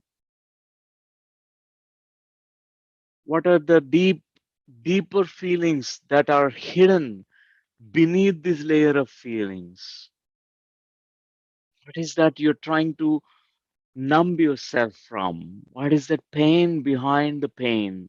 Just go into the layers deep down, down into that.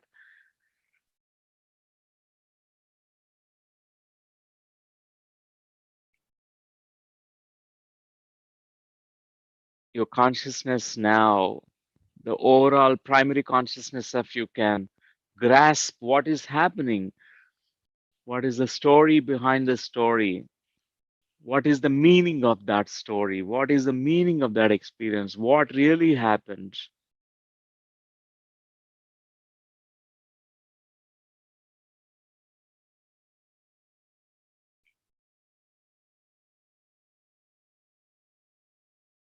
At this moment,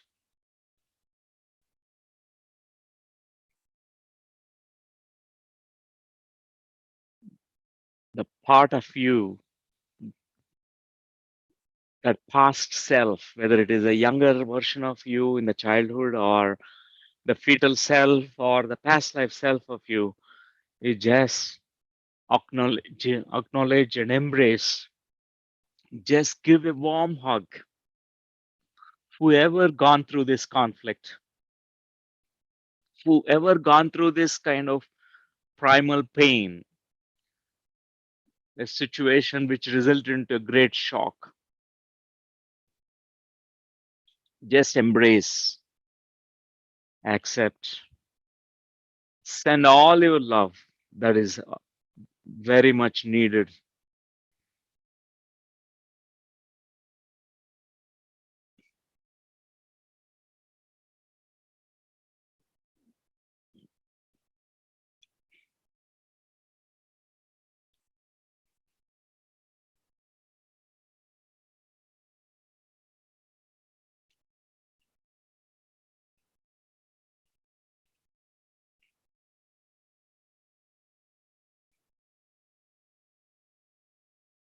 At this moment,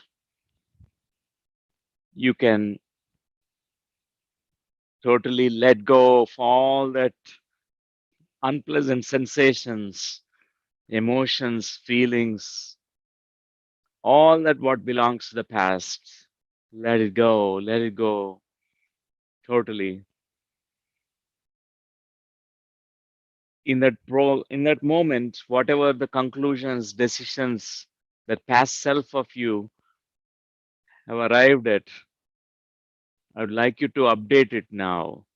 You say to the past version of you, the younger version of you, that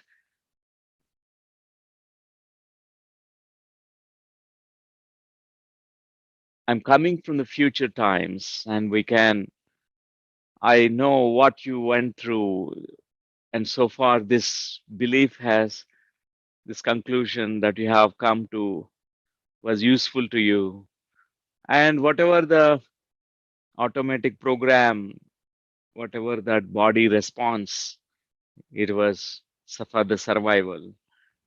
I know now that we can do creatively something better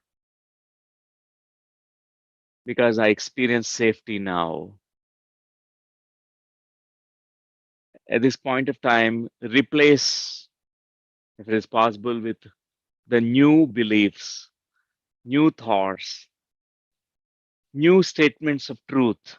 You say to that younger version what you need to say. Let that come from straight away from your heart. You want to say that you are safe, I am safe, and the past is over. Or you want to say that I'm adequate, I'm good enough, I'm powerful enough. Or if you have experienced separation, trauma, separation conflict, you may say that we are always united in our souls.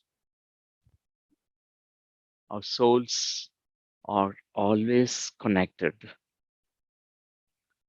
Just update the beliefs, update that information,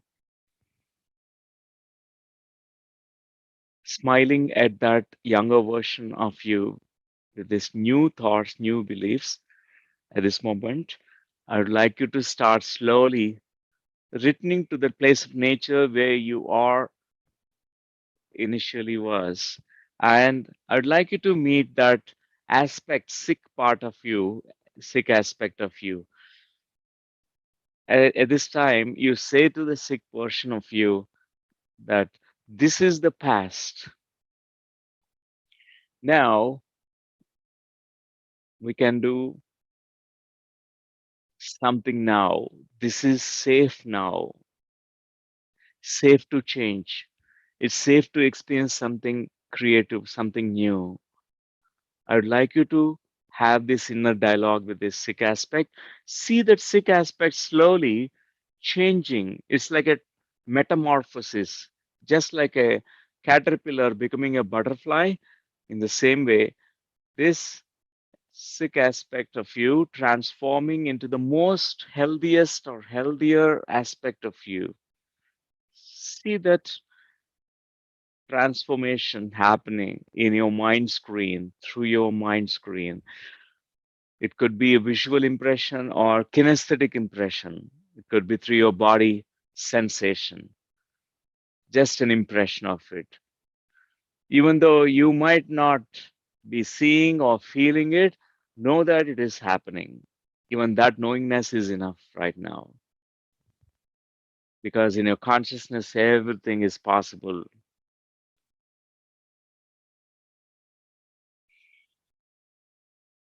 Just spend few more moments in this beautiful nature. How would you be feeling if you are in the future body with vitality, health, well-beingness, flexibility, and your body is like a radiating, illuminated with such light and energy? You have boundless energy in the body, infinite energy. How would you feel in that future body? Feel it now. Feel it now. Just imagine yourself in that future scenario, in that beautiful nature, in that landscape. Visualize yourself experiencing that. New sensations, new mindset, new thought forms, new beliefs, new energy, new attitude, your new behaviors. Composed, calm, silent, peaceful, quiet, wise, deep, life loving.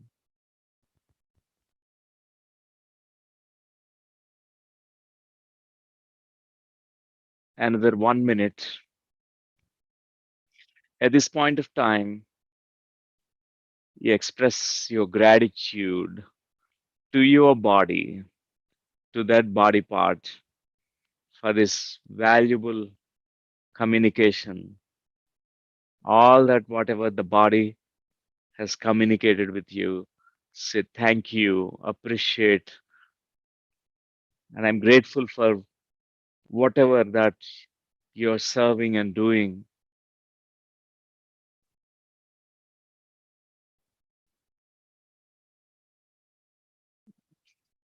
Let your heart be filled with gratitude, with love and joy and peace and appreciation.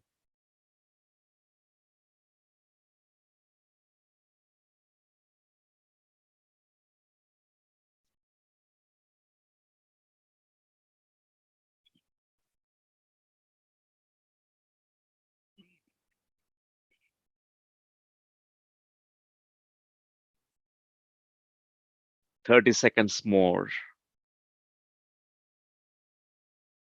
See the best version of yourself in that future, in the very near future. Confident and wise and healthy and well-being, dynamic, expressive, creative, spontaneous, very with a lot of creative abilities.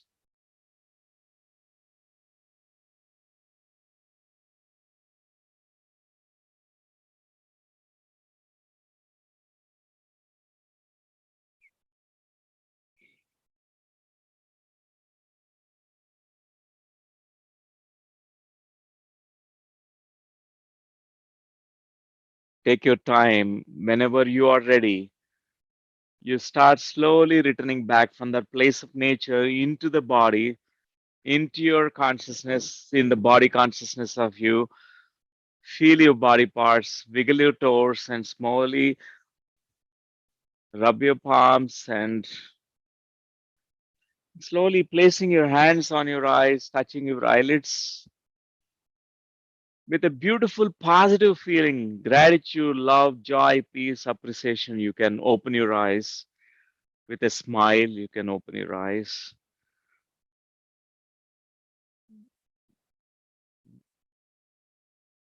That's wonderful, friends. That's really wonderful. That's amazing. That's beautiful, friends. Thanks for staying back for such a long time. Even though it's an extra 1 hour, you could stay back and um, beautiful. And at least one sharing we do. I know that there's so much to share. Always you can access through emails. You can send us emails. In the email, I read personally all your emails you're sharing. I can also give the feedback to you. If you have some questions, I can always answer, because on this platform may not be all questions cannot be addressed also, but it's not a limitation. We have other possibilities. So right now, let's share one sharing, at least one sharing. If we would like to share, you may raise the desire. Dr. Rajagiri Panagar, yes. Yes, sir, you can unmute yourself. Namaste, sir. It Namaste, was namaste. an amazing experience, sir. Actually, I'm having BP since 20 years, sir. Okay. I felt like it has gone. Wow. I have to thank Wow. you so much, sir.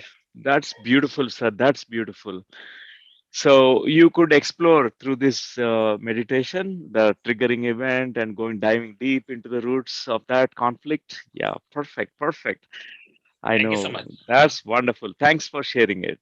Can't Thank you. forget you throughout my life, sir. Okay. Wonderful, sir. Wonderful. Thank you. And friends, one more sharing. I think once we start sharing, and we'd like to hear more Charu ji and here. Yeah. Namaste, ji. Can you hear me, Yes, I can hear you. sir? Yeah. It's like a continuing river, and it was a lot of integration, a lot of emotional release. I had taken past life sessions and regression sessions with Rupesh sir, and Mm, I always had this feeling of not wanting to be born, and it was like a womb memory that right. I was a transverse arrest baby, and I had Yes. to be done a C-section. So I had a difficulty to realize that I have to be born, and I didn't want to be. I wanted to Mm, be inside my mother. I realized the entire picture of why that happened in the truest sense, in the sense that I want to be a woman, and I took this birth to be a woman. But I think my family, my father's side, they were expecting me to be a boy, and I couldn't accept that. And my mother was also, I think, when I went into the pre-utero phases and visualized, I realized that she had issues with her parents. So I took up the responsibility of being my mother's parent since my womb, oh, to protect her from that point. So that was something like a promise I took from when I was there. And when I also realized that my mother has been to my father's house, and that is where the delivery is happening, and they are expecting a boy, I was like, I don't want to be born. mm, And since my time of birth, my biggest challenge has been, how do I accept my femininity? Because I always tried to be a boy rather than be a girl. I was never happy being a girl.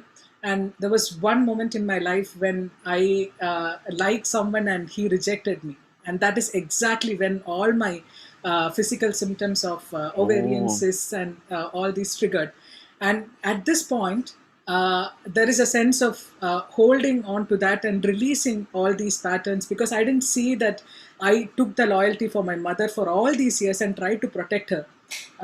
And realizing that I can set her free and I can complete my own picture. And there are so many things I carried in my own system, because I saw myself as a self crooned, carrying a lot of baggage in the right. back. And recently the constipation issue was also related to me knowing that I cannot travel abroad. I'm a musician. I always wanted to travel, Mm, explore, adventure, all that.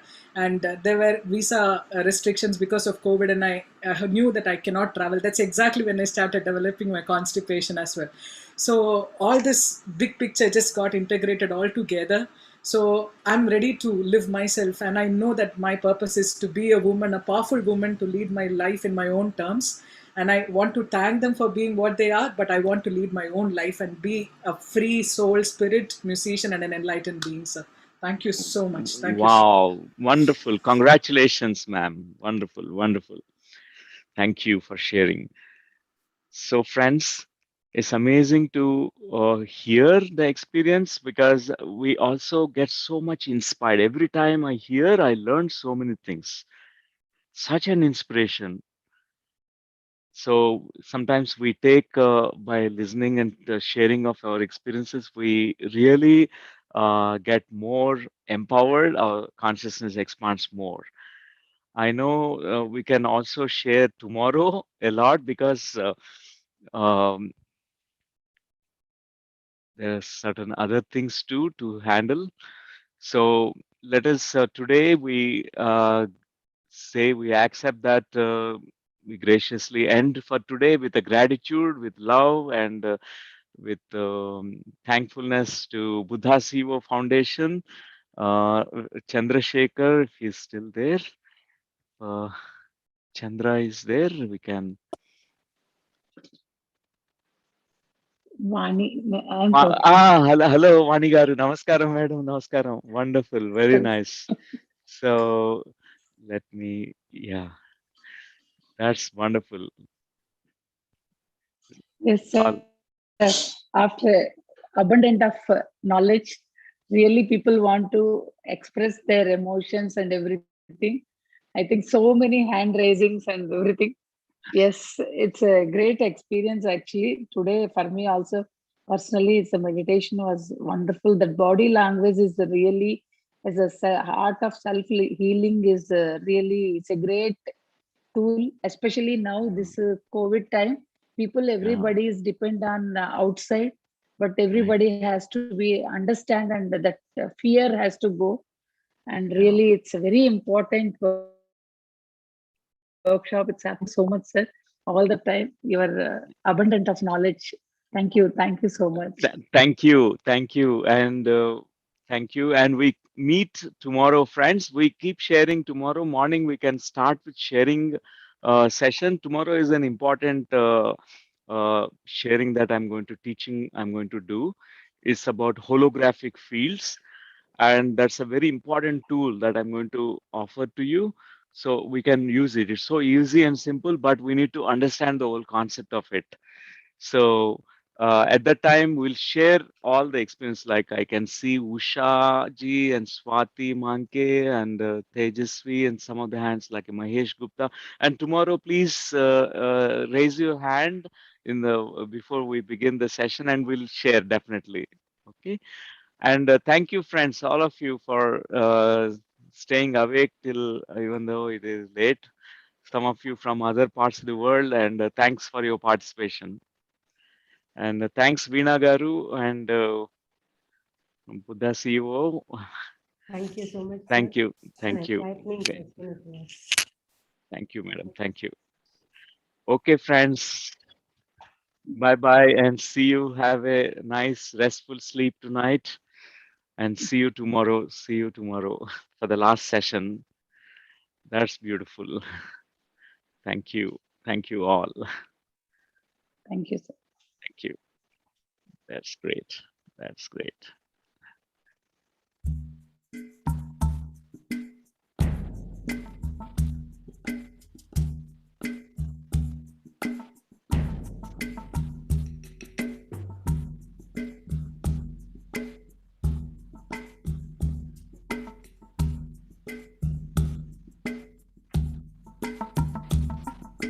Thank you. I want to say thank you. Thank you. Thank you. 'Cause I'm so grateful. So grateful. Oh, grateful. I'm so grateful. So I want to say thank you for this day, Spirit. Thank you for this day. Thank you for this day, Spirit. Thank you for this day. This healing, this healing, this healing day. This healing, this healing, this healing day. Thank you for this day, Spirit. Thank you for this day. Thank you for this day, Spirit. Thank you for this day. This healing, this healing, this healing day. This healing, this healing, this healing day. Thank you for this day, Spirit. Thank you for this day. Thank you for this day, Spirit. Thank you for this day. This beautiful, this beautiful, this beautiful day.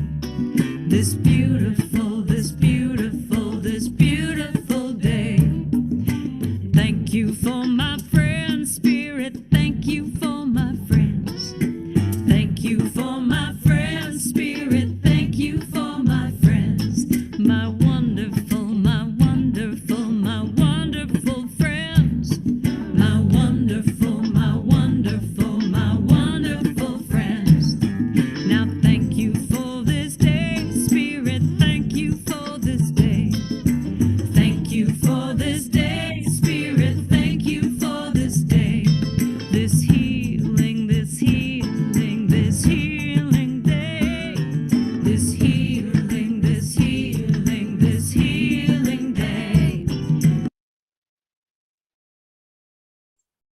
Thank you, friends and masters. We'll meet you all tomorrow, the same time, 5:30 p.m. for our closing session. Thank you.